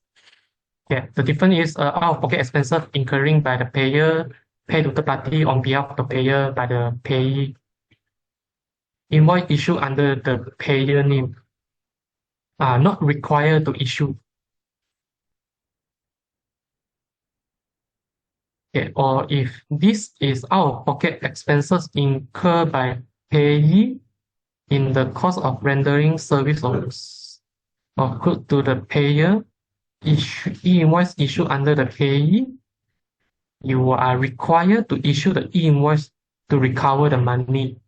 And the classification code is 027. Okay, how does these two works? So let's say on the first one, expenses thing. Okay, when your company, why is that not? When your company make payment on behalf of make payment on behalf of your customer, so you are the middle guy. You help your customer to pay to your supplier. Your supplier issue invoice to your customer directly. I mean, that means you are the middle guy. So you do not need to do e-invoice submission. You just like bill to your customer directly only. So this is the normal flow. E-invoice is not required to do submission, issue the transaction as normal process like payment voucher or supplier invoice flow. So this is just a normal flow.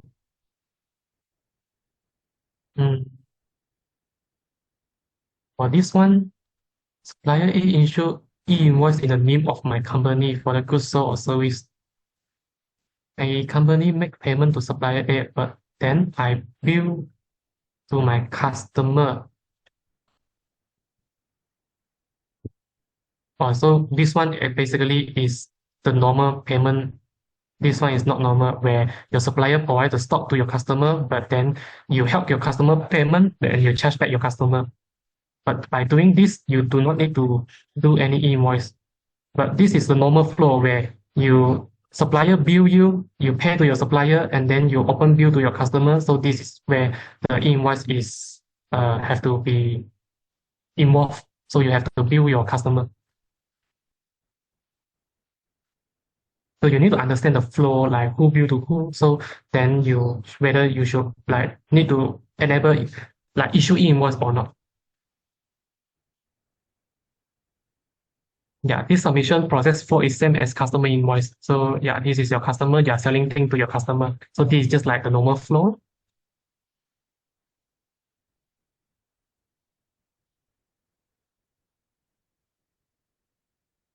Reimbursement item classification 027 e-invoice issued by event planner A. This is a sample lah. E-invoice issued by event planner A to Simon Chong, Samyan Berhad. Event planner F A has incurred 30K rent to a hotel hall for product lunch event. The hotel smart hotel has issued invoice to, and then event planner A will require the rental cost and charge fee to Simon Chong. Event planner A will issue an e-invoice to Simon Chong. E-invoice will incur separate line of item to clearly service fee. What is the service fee? What is the rental fee? Invoice sample.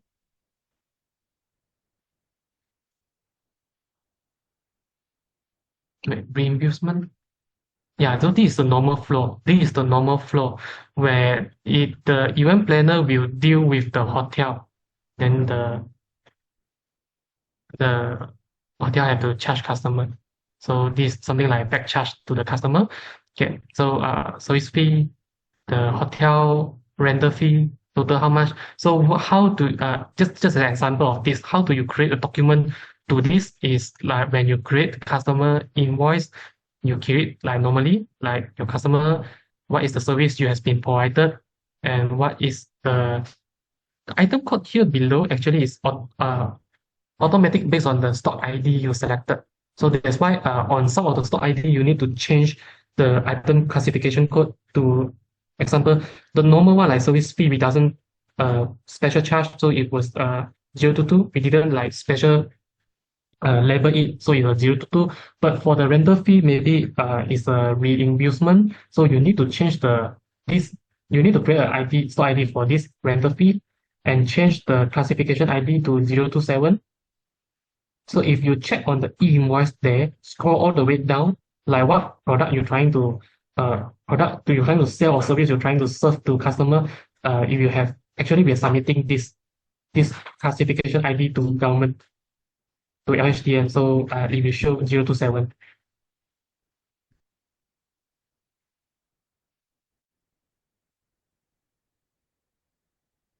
So some field here also is the general field.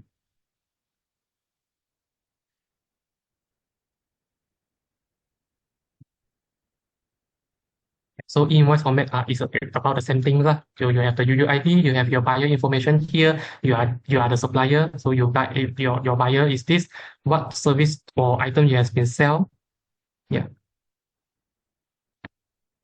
Everything that after you submit to LHDN, if it was validated, if you're trying to scan the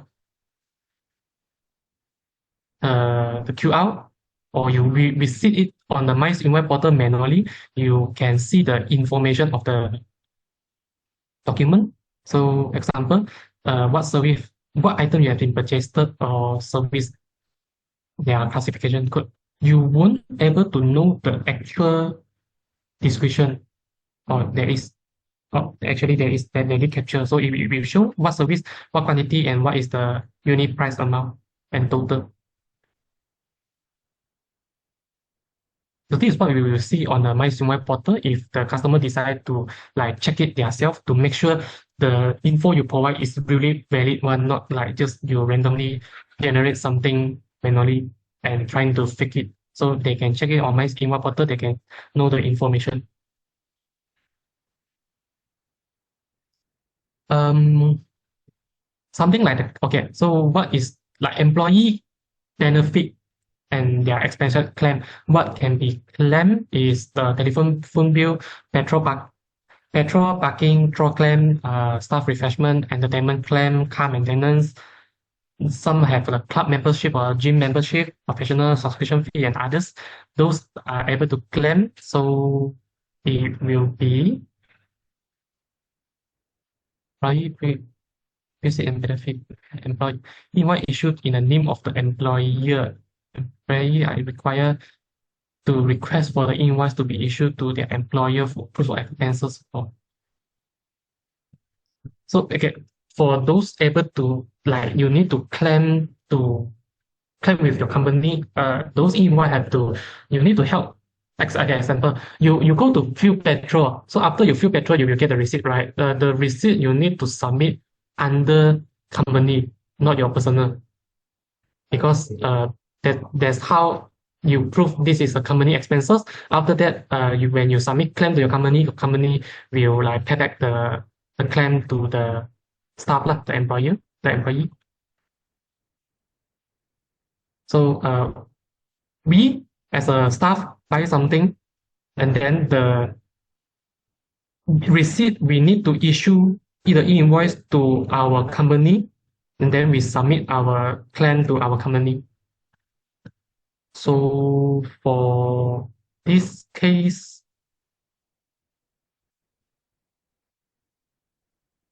this is you directly submit it to the company. Another one is you issue it under your own name. Maybe it's something you can claim. Okay, there's some company like this. They have phone allowance to you, but of course, because the phone number is not provided by company, is your own self. So the phone bill will be under your own name. Is still able your telephone provider, telco provider will issue the bill under your own name, right? So after that, you still can like claim to your company because there's a record that you are this company staff. So you are still allowed to claim it.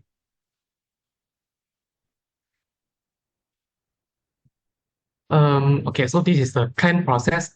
Do your staff want to claim back the expenses? If your staff doesn't need to claim it, then no invoice is involved. But if he want to claim it, is the e-invoice is under the staff name, yes, then nothing need to do. If not under the employee name, is the is the bill when billing is under the company name? If yes, then nothing need to do. If it's not under the company name, is it under your staff name? If yes, nothing need to do also. But if it's not under the staff name also, then is there any supporting document? If yes, the supporting document as in to prove it, the bill is for this staff. If yes, then nothing need to do. If no, this is where you need to submit the invoice. But if all of those below here is valid, then nothing need to do.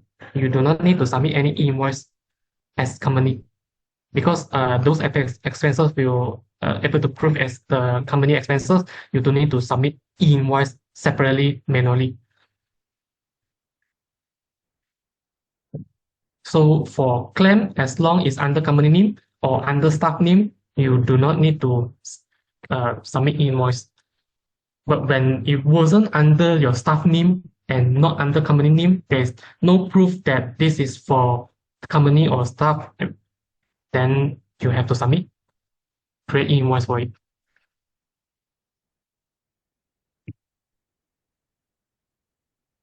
Okay, so this one should should be the claim thing lah. So when you create the payment voucher, you select you can manually key in who you are trying to pay to, how you pay, and what it is for. So this is the claim, your staff claim. So you put under which account code or how many amount they claim.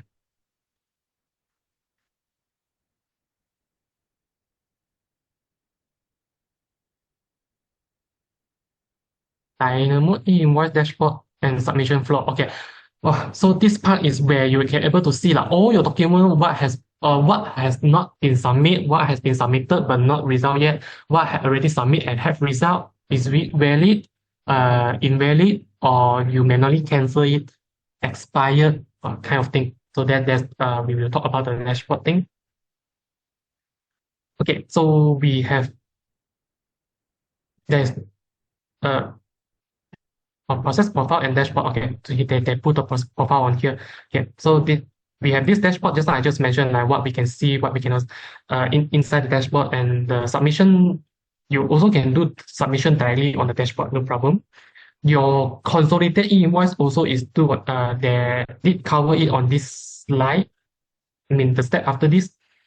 Okay. To access the dashboard, you're actually going after you log into Dynamod, go to the main menu, access to e-invoice Malaysia, go to transaction, and you'll be able to see. Oh, this is not about dashboard first, sorry. They're actually trying to ask you to create the process profile. Okay, a little bit breakdown about like the little bit info about what is process profile. It's something like company financial year. For company financial year is 1 year, one time, right? Maybe January until December or July until June, something like that. But for e-invoice, we have to submit every month. So for that period, we calling it process profile.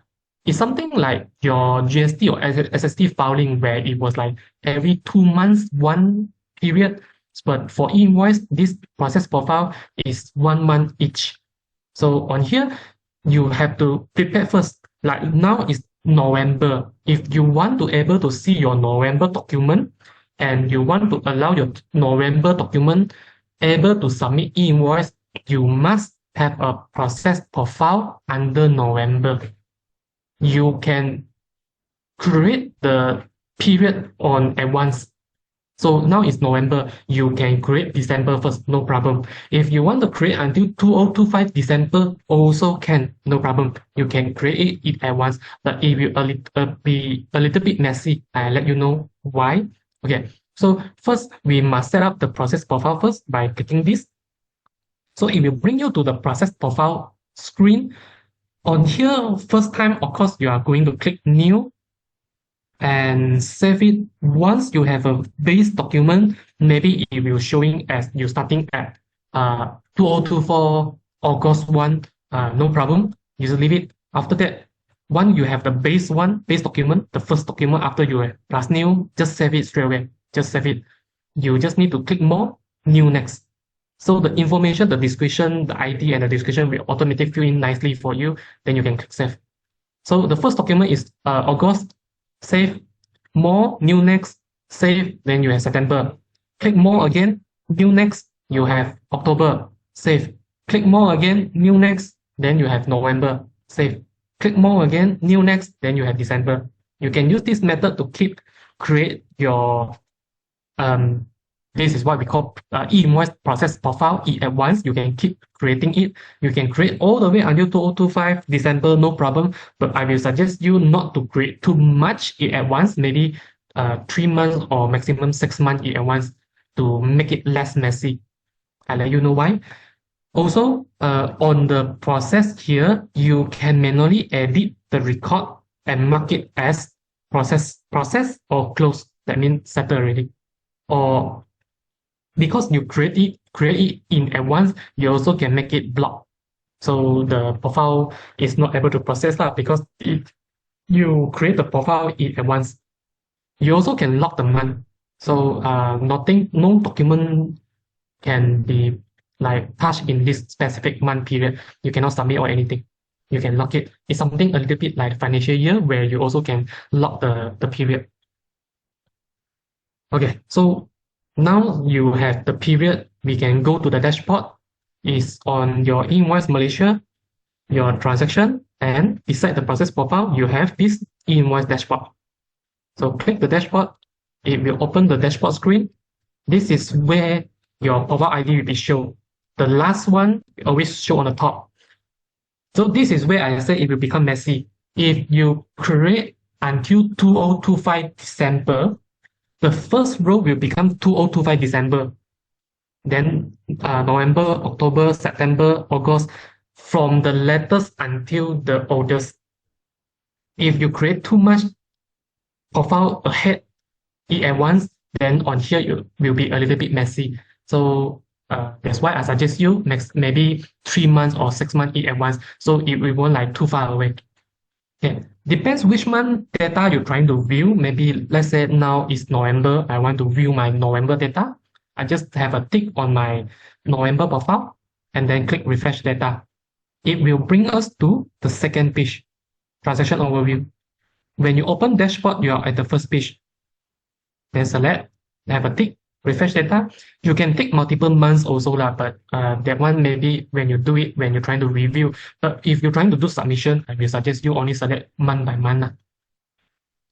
Okay, select the month, refresh data, and we will go to the second page, the second tab, where on here you can see what document has been created but not yet verified. That means like your staff just created, the manager level staff not yet review the document, so it's not ready to submit. It still stay under open. Yeah, and ready to submit. Invalidation means already submit to LHDN, but LHDN not able to directly return the result to you. Maybe because due to their server is busy, so you did not get the result yet. So if you're parking as invalidation. No, this is not consolidated. Yeah, and then okay, for the invalidation, so this is a list of invalidation or valid, those documents already valid, those documents currently already invalid because after you submit, but it wasn't valid, mean something wrong. So it become invalid. Supposedly your invalid should be 0 lah. That means all your document is become nicely. But if it was invalid, maybe you need to take time to faster log into it. We also actually, as you can see, there's a submission remaining time. You can know like how many days left you have to like faster submit it. But if for those already expired, after you submit it, you will went to expired. So those will become not valid document. You did not submit to the LHDN. Yeah. Not applicable, to those are not applicable document and expire document. I think they didn't mention the shortcut here. So, okay, example, on here, open and ready to submit. On this screen, let's say you are the second level person. You are the manager.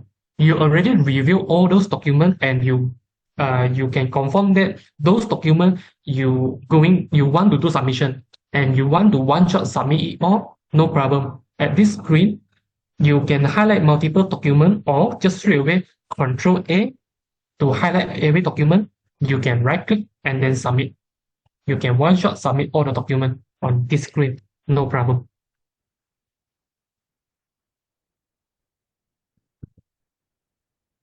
This is the dashboard to view all your current document. Based on the status is still open, just created, not yet submit, ready to submit. Invalidation already submitted but not valid, invalid, not applicable document, and expired document. Mean you already passed 3 days, you fail to submit, so it become expired. Yeah, so this is our dashboard. You also have a report to, if you want to print out the listing, you also can do it by go to e-invoice Malaysia, the report, and go to e-invoice transaction listing. E-invoice transaction listing will allow you to print out in listing. On here, you have some option to be choose. You can filter by location. You can filter by date range. Your e-invoice flow, I mean the status, you can filter the status. Maybe you only just want a list of valid document list, so you can filter the status. You also can filter the document type. You also can select the document type below here. And depends, you want to print it out or you want to preview it or you want to save it directly. Again, for those who doesn't know, maybe you are using a very old version. This save as button also is a new function on the new version, where you instead of you have to preview first and then click on the top left to save as. Now we can straight away click save as to directly save as PDF or Excel. It's available on new version, start on 2024.2 if I remember correctly, or 2024.1. Yeah. Yeah, so this is a small screenshot about if you're trying to filter e-invoice document overflow, this is a selection you have. And if you're trying to select the document type, this is the document type you can select. The document type is not our system document. Our system document is below here. But the one e-invoice document type is the one government label as.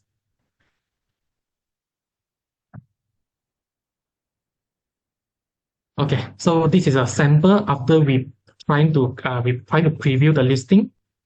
So this is grouping by flow status. You can see by open status how many document we have, the document date under which date, and how many day left for submission. And submitted, waiting for result, valid, invalid, those kind of info it will be showing here. This is a sample of the report. Okay, so a little bit video of introduce the dashboard.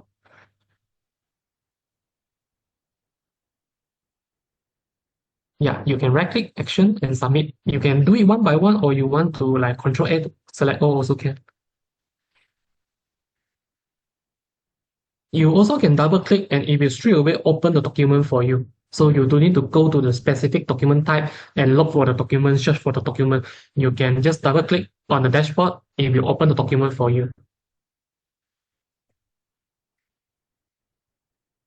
Dynamod e-invoice submission flow. Okay, so this is the month-end consolidation. Yeah, this is where the console part. Uh, okay, let's say this error, this is the October month. This is the October month. All the transaction created under October, you have to submit within 7 days of the from on the next month. So that means you must at least submit on November 7. But this is the last day to issue e-invoice. What if you submit on this day, you submit to LHDN reject you, then your e-invoice consolidated invoice is straight away considered as failed. If you didn't notice it invalid, on the next day, in November 8, you are not allowed to submit it again. Even though it was within 3 days, but because the rule is within 7 days. So by right, most late, you should submit on November 5 or November 4. November 4, you should already create your consolidated e-invoice to console your cash sales.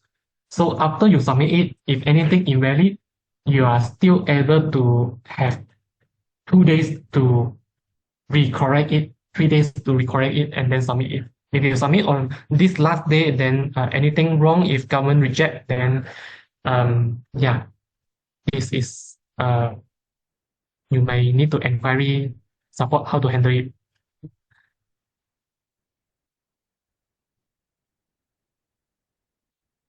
There is a reason why we suggest you to do consolidate on November 3 or November 4 or maybe November 5, because some of your customer, they maybe visit your shop at October 31.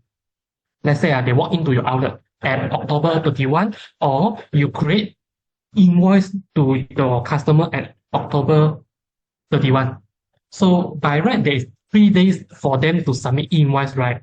So if let's say they walk into your outlet, they buy something, you give them the receipt have a QR code.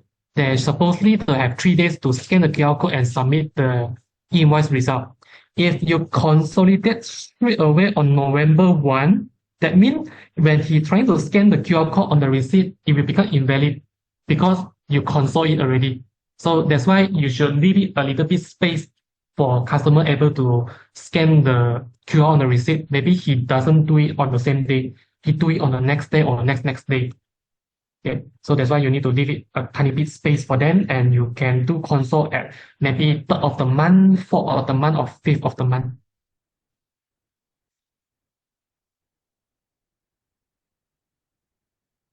Okay, so how you create consolidated invoice? You can go to e-invoice Malaysia, go to transaction, and go to e-invoice consolidate invoice on here.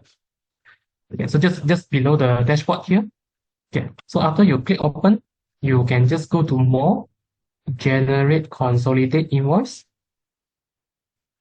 If you go through a wizard, yeah, for the first page, it's just like a welcome page. You just directly click next. Sorry, the next page is here. Okay, so after you click next, this is the next page. You just have to select the profile ID, like which month you're trying to do consolidate. If now is December 3, or sorry, December 4, I'm trying to submit my November sales. So I just tick November and then click next. Eh, November, yep, correct. Okay. And then what type I'm trying to do console. So by default, usually we do console because it was a cash sales. Like they walk into your outlet, your branches. So you're trying to console all those cash sales where customer did not claim e-invoice themselves. So you have a tick on cash sales. Do not tick both. You have to do it separately. Do not tick both. Do it separately. Because if you see it below here is mentioning customer invoice, I explain it later. Do it separately. Tick cash sales first. Next, so we will go to the next screen. Which location you're trying to console their cash sales? You can tick the master tick on the top. It will select everything, or you can select separately one by one. Maybe some of the location, there won't be any cash sales inside. Maybe it's your warehouse. Your warehouse only like keeping the quantity in and out. There's no cash sale involved, so you doesn't need to console for it, right? So you can skip select your warehouse. Just take the location where you have post or where you did create cash sales manually. Then you can click next. Okay, it will come to the next screen, consolidate invoice, where on here you should click simulate. So it will simulate and generate the consolidated invoice.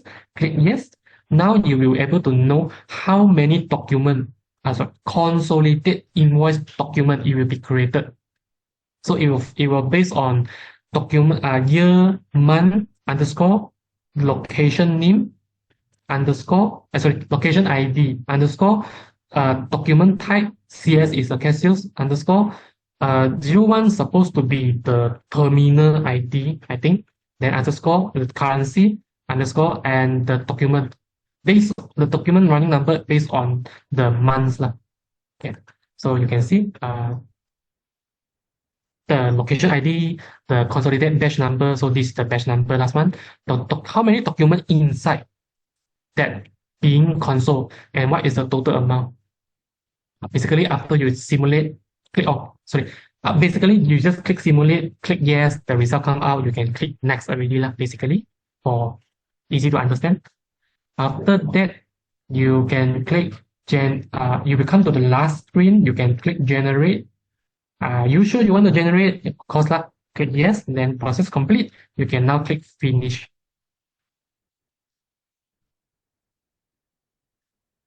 This screen a little bit messy. I use back the old screen. Okay, so just now, this is the screen where we click in the consolidated invoice, the screen. So below here, if you search percentage, all your consolidated invoice will show here. On the new version, on this screen, it will automatically fill in the year and month for you. Like example, 202411, you just click the enter logo. It's currently blocked by this menu. You click the enter logo, it will show the specific month consolidated invoice only, so that you can view your consolidated invoice here. You can then highlight the invoice and click invoice action to do submission. Yes, you hear it right. After you generate the consolidated invoice, you have to select the document, more e-invoice action, and submit the document. By doing the step earlier just now, it's just helping you to generate a console invoice. You still have to submit the console invoice to LHDN. That it was two separated steps. So this is the step just now I mentioned. Search percentage, it will show everything, or you just search by the month, like 202411 or 202412 to see the specific month document only. Click the enter logo. So after that, you can highlight the document and do the submission. Okay. So next is a same demo. Like after you click the submit, it shows you this screen. You can click submit document. Are you sure you want to submit? Yes. And wait for the result. It's validate. You will get those UUID, the link, and it will tell you submission complete. Click OK, and then done. You can close it. If were telling you submit document process complete, but it was not valid, it was submitted, it was due to the LHDN side, the server is busy, so it does not able to give you the result directly. just wait for a while, maybe half hour, 1 hour, or up to few hours, depends how busy their server is. Eventually, you will get the result, whether it will valid or invalid. You will get the result later on. So how do you check the result? Go back to the dashboard just now. We mentioned about the dashboard, so you can view on the dashboard. After validate success, if you want to print it, you also can print it out. But there's a sample, yes. So you can print out, select the e-invoice, then it will show. It will be, because this is console, so it was general info. And the row inside, the detail inside of the document was based on each one row, one date. November have 30 days, so inside we'll have 30 rows. Each row represent one day and how many total quantity. The quantity, sorry, how many total amount of the day, the sale of the day that not yet doesn't have customer request e-invoice. Quantity is always one, it's just like unit price equal to that day total sales. You will fill in here. So a little bit info for you to know. Consolidated e-invoice, the buyer info is something like this. But when you do the generate consolidated invoice, those info we already help you to autofill in. It's just info to let you know what info we has been used or government provided to us for us to when we submit invoice, the console invoice.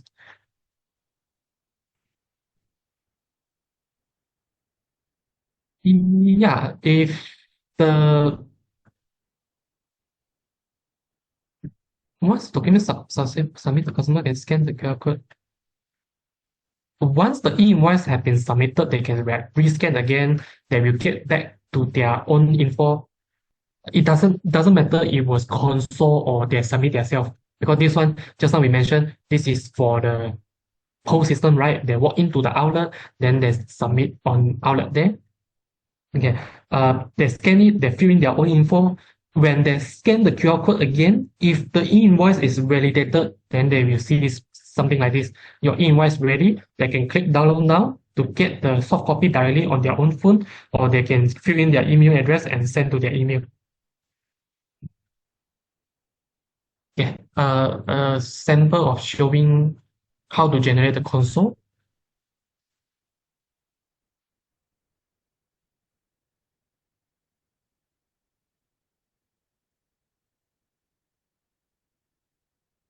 So generate complete, finish.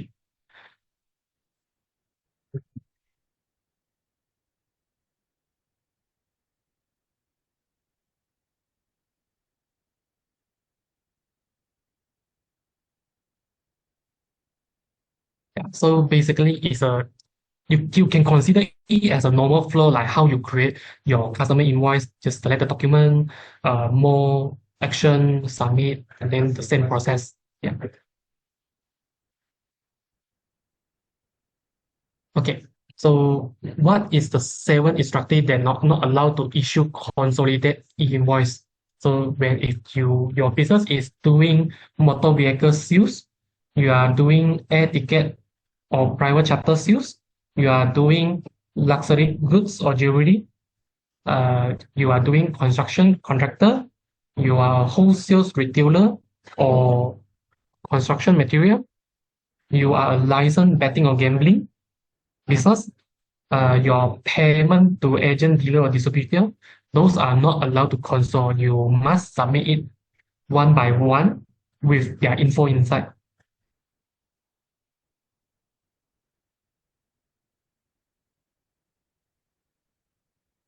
Okay, interim relaxation period. Okay, so this is about the grace period. Things like if you start e-invoice on January, you have 6 month grace period that allow you to submit console invoice. Best thing is you don't submit console invoice at all. I mean, sorry, to be clear, this console invoice is for B2B, not B2C. So the best thing is for B2B, you actually have 6 month grace period for it to do the console, but the best thing is you don't do any console at all. That means all your record is nicely. But just in case there is really some case that the B2B document, the invoice, after you have been created, something wrong in the middle, you're not able to submit it in time, you are allowed to submit console invoice for those B2B in this 6 month grace period. In this 6 month only. After this 6 months, if you submit it, actually is not a proper one. You might get invited by LHDM to drink coffee together, have some chit chat. Okay. Yeah, so this is some explanation about the 6 month grace period thing. Actually should be B2B lah. They reuse the screenshot. Okay, for grace period, that one actually it doesn't have any wizard to help you generate it directly. You have to fill in the info yourself. So just in case you have to create any B2B console invoice, you can go to Invoice Malaysia, go to transaction. You will see this e-invoice grace period, and this is where you can submit the console invoice for grace period. This is normal console invoice or sale bills invoice. Because again, different type. This is for customer type, and another one is for supplier type. Yeah, you are paying or you are receiving payment. Okay, select the correct type. Okay, on top, or yeah, for about this, you need to purposely need to create a customer profile and name it general public and fill in this information. Buyer name is general public. Buyer team is the GT10. You can click the logo beside GT10. It will fill in for you. Registration number, just put NA. The others address, contract, email, SST, also just put NA. Yeah. Without the double code, just the information inside without the double code. Okay. After that, you can fill in. You have to manually calculate like what item inside those invoice you fail to submit. You need to key in the item and combine the total amount. Let's say you have 3 invoices. Both 3 invoices have selling the same item. You have to manually sum up the total and fill in the price here, unit price. Sum up here. So it's not per document base or per customer base. It was like you need to manually total up the item you fail to submit. Okay, so total up the item, select the item, total up the pricing, then you can just like save the document and submit it. Oh, okay, so sorry, for the next page, the next slide is for actually this second tab. You saw currently we're on the detail. This is where we key in our stock info. We can click e-invoice. So if you go to this page, so actually it did indicate like what document type you're trying to submit as a console. You are submit it as a invoice or a credit note console or a debit note console or a refund note console. Yeah, so you must select the correct one. So that means like even though your credit note failed to submit within 3 days, so it expired already, right? You can use this console invoice to submit credit note, and then you can fill in the item inside. Sorry, something to add on. Other than select the stock ID on this screen, for accountant or for business who doesn't involve any item, you just straight away parking under account code. Yes, you can do it on here also. If by default after you open this screen, you doesn't saw the column where it's like account number bracket item, you can just right click on any column chooser. You will get a small window open. Look for account number bracket item. You can drag the column out and then you can select your account code straight away from there. So it was like use account code because maybe you didn't provide any physical item. So that's why you're using item code. Also can, no problem. Just remember the unit price here is the summary of it, not each of it, summary of it. Okay, So just now the screen now we mentioned we need to fill in, select the document type. You need to fill in the general info here. Then finally you can click more e-invoice action, submit invoice, and the same step again. Submit document. Are you sure you want to submit? Yes. Submit complete and see whether it was submitted, valid or invalid. So it's the same thing. Okay, so for the self-billing, basically the same, but just different purpose. This one is for self-billing. Also same, you have to select the general public and the stock info here. If you are not using stock, you can right click column chooser, call out the account number bracket item, the column, so you can select account code directly, no problem. Oh yeah, sorry. One thing to add on. If let's say you have multiple location, one in one console invoice, no matter it's self-bill or just the normal, just the earlier one for the customer, the console invoice is one document, one location. If you have six location, each location have their invoice, B2B invoice that expired. You want to console it, sorry, you have to create six console invoice separately with their own correct location. Okay. Yep, about the same thing, but this for the self-bill invoice, self-bill credit note, debit note, refund note. Shouldn't be not applicable lah, because if not applicable, then why you want to submit? Okay. Mm, yeah, oh, okay, we have come to the end. So yeah, that's all for the slide I would want to share for today. So we are finally until the FAQ section. I believe you all have a lot of questions to be asked. You can ask away now, fire in the chat. Our agent will respond to your question and answer it.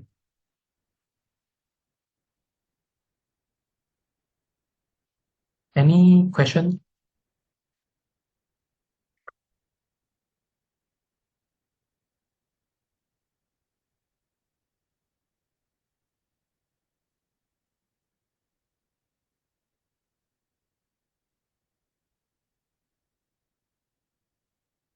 Wow, this is whether you can share the slide and recording to yes, cause once the recording is ready, we will share the link to salesman.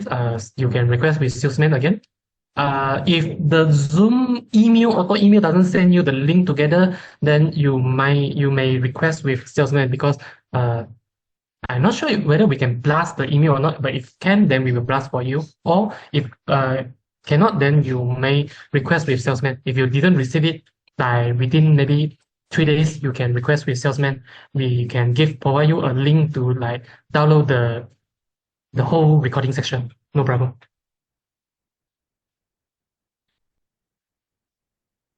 Oh, the UN the UN things, right? Government actually didn't like enforce to start using it yet. So currently we actually skipping about it. So we are actually submit every UMFNA. You can ignore it for now until we get informed from LHDN they're forced to update the UN. But let's say okay a little bit info like why we're skipping the UN because like the UN list that government provided actually very funny. It did not provide all of the common UN. Like example, carton. They don't even provide you a carton UN in the list. So what if you stock in with carton? How do you submit to government? They did not provide the UM. So it's a very funny thing. Somehow when they're using the UM, right, they are using ID, a classification code kind of ID for it. It not like directly key in the alphabet CTN or pattern like full name. It's using ID, a numbering. So it did not provide us like common UM that don't even provide to us. So we are not like it can be we cannot submit those invoice, right? So for now we are actually ignoring it. So you can straight away submit directly without like have to amend the UM things.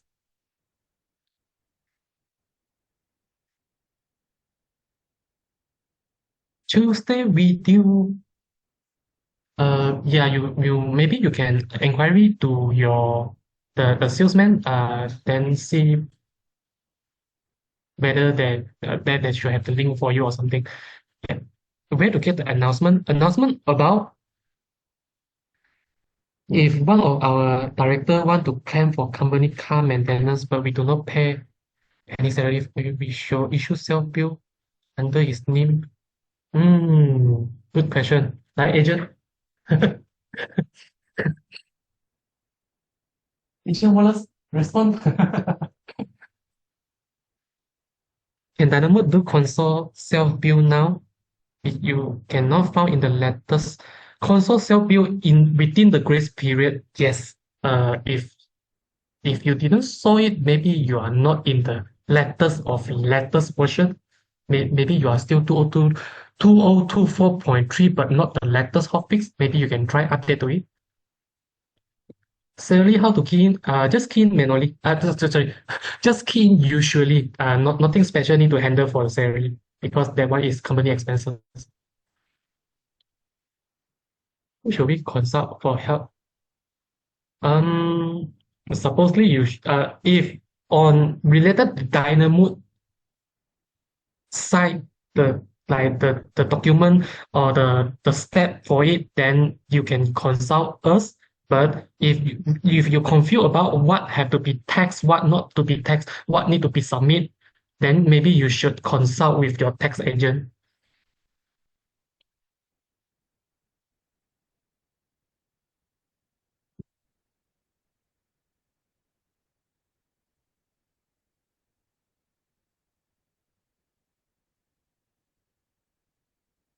Your Dynamo version already 224.1. The latest. Supposedly you should show it on the invoice Malaysia transaction grace period. You should show it inside.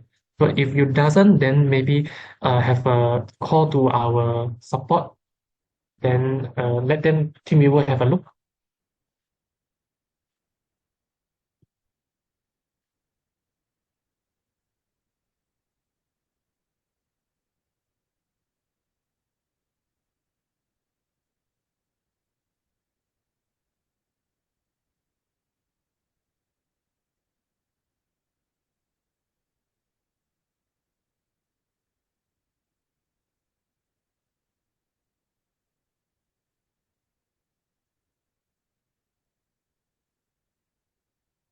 You can purchase the e-invoice module at once, no problem. On the e-invoice license, we will set it. It was starting on July 1 instead of the purchase date. So no problem. You can like purchase early and get ready earlier.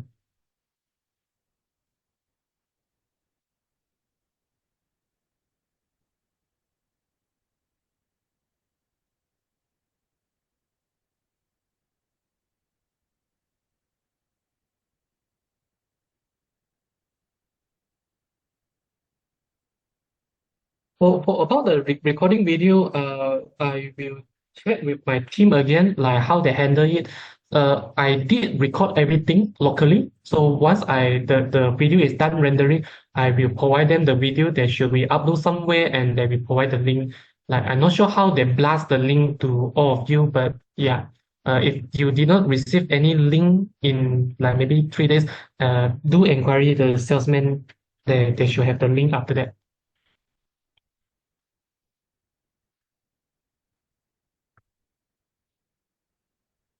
Cleaner lady, it depends like whether to them because you are paying for them.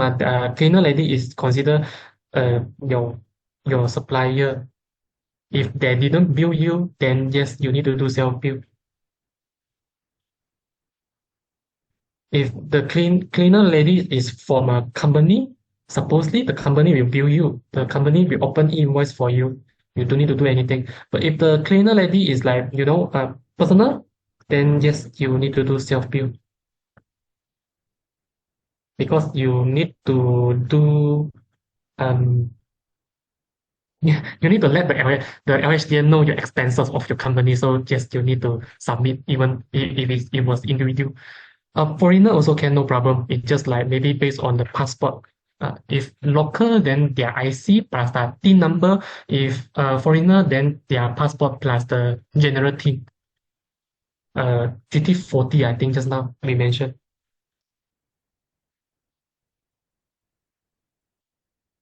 For sandbox setting, you can consult your salesman.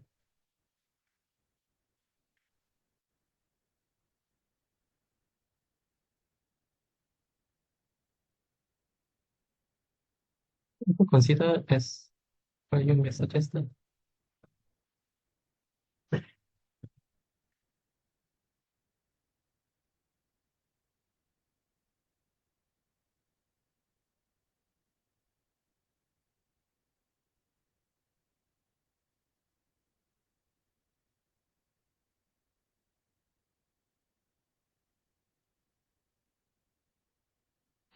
Ready because some credit note did not match the invoice number. Customer returned someone later because leaking what damage.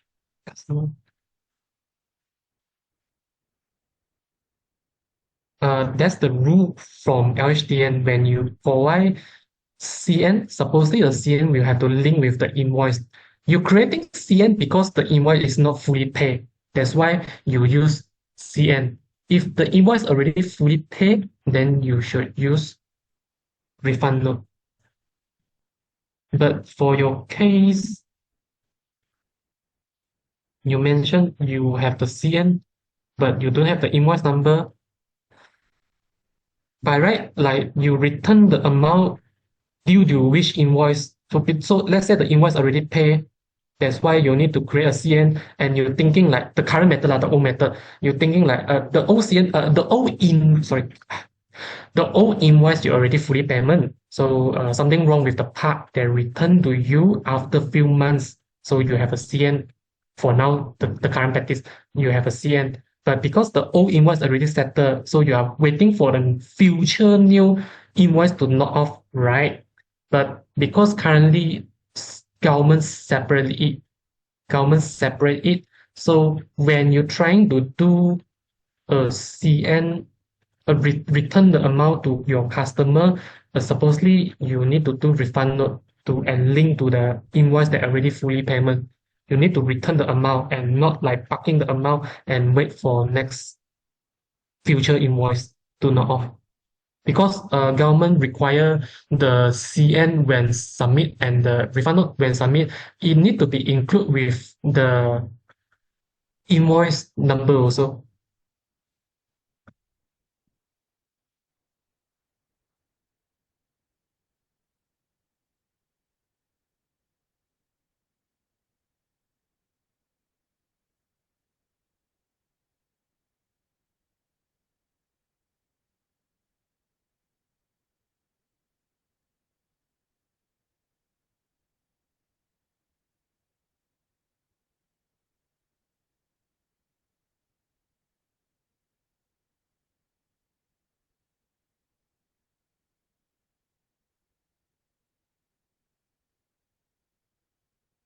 I'm not sure about the sandbox. I mean, yes, you can purchase earlier, you can fill in info earlier, no problem. But about the sandbox, I'm personally not sure about how you like wait for others agent to respond to you for this question. Sorry.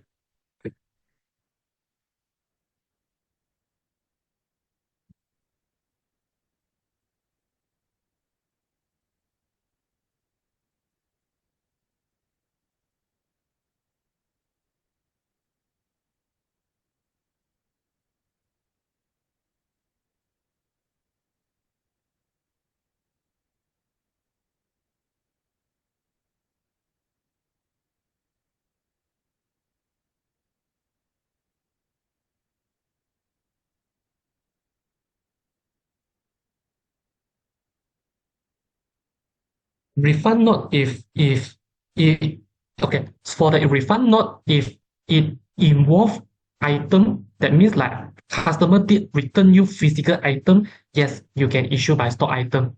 If customer did not return you any physical item, you can just key in as an account code.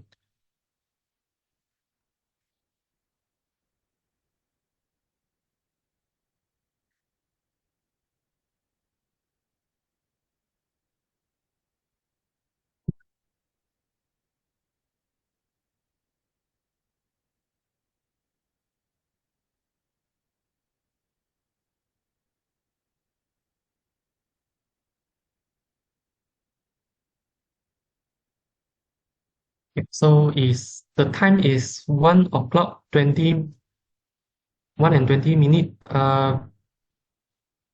If everyone don't have any more question, then we will be ending here.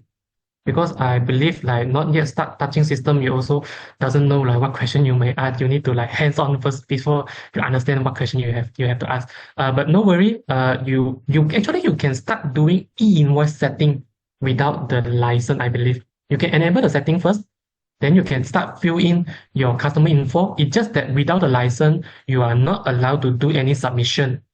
So yes, you can prepare just now the step. There's a step to do bug update by using the Excel, right? You can do that first. All of those, no problem. You can ready first. It's just that you are not allowed to submit e-invoice.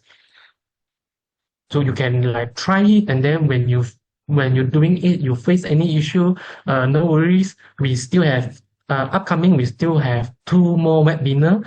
You can ask it on the webinar, or you can straight away ask contact support and ask about it, or contact salesman ask about it.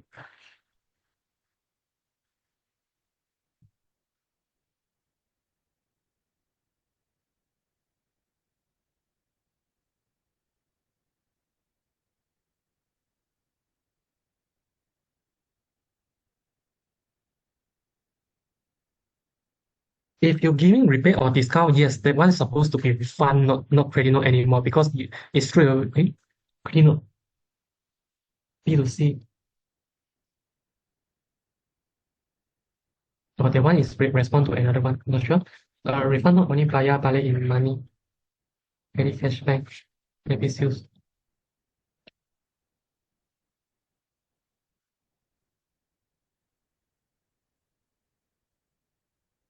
Or if your rebate or discount is from the not pay invoice, then yes, it's a CM.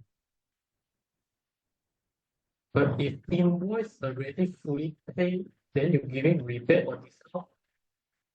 Refund, right? No. Yeah. Invoice thì không được. Nói cả chuyện tôi cũng biết rồi. Okay, let my agent handle it. My agent, those agent that typing is more knowledgeable than me. Sorry. Okay, so basically I think that's all question for now. Let's go to next slide. Um, yeah, our own next coming webinar section a little bit too near, but because we want to provide the webinar as soon as possible. So for those who are starting e-invoice at January 1, you will have about like 3 weeks more after the webinar. You still have 3 weeks to like key in the information to try it out. Like if you need a sandbox, then you may inquiry with the salesman. So you have 3 weeks to play around. That's why we're making the webinar so early on the December. It's just like 2 weeks later on. Yeah. So for the mentoring section is on December 10, which is Tuesday, I believe. And for the English section is 12/12, double 12 is Thursday.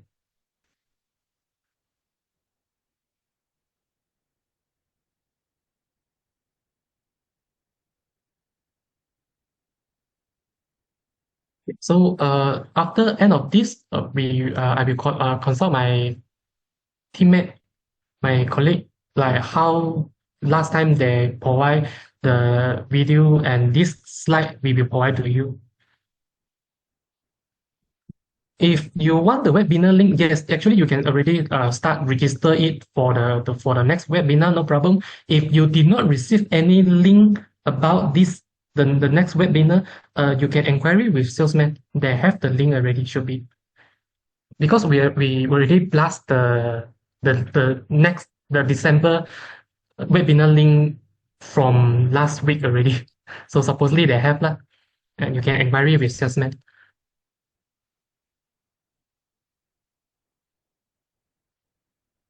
So basically that's it. It's almost 3 hour section.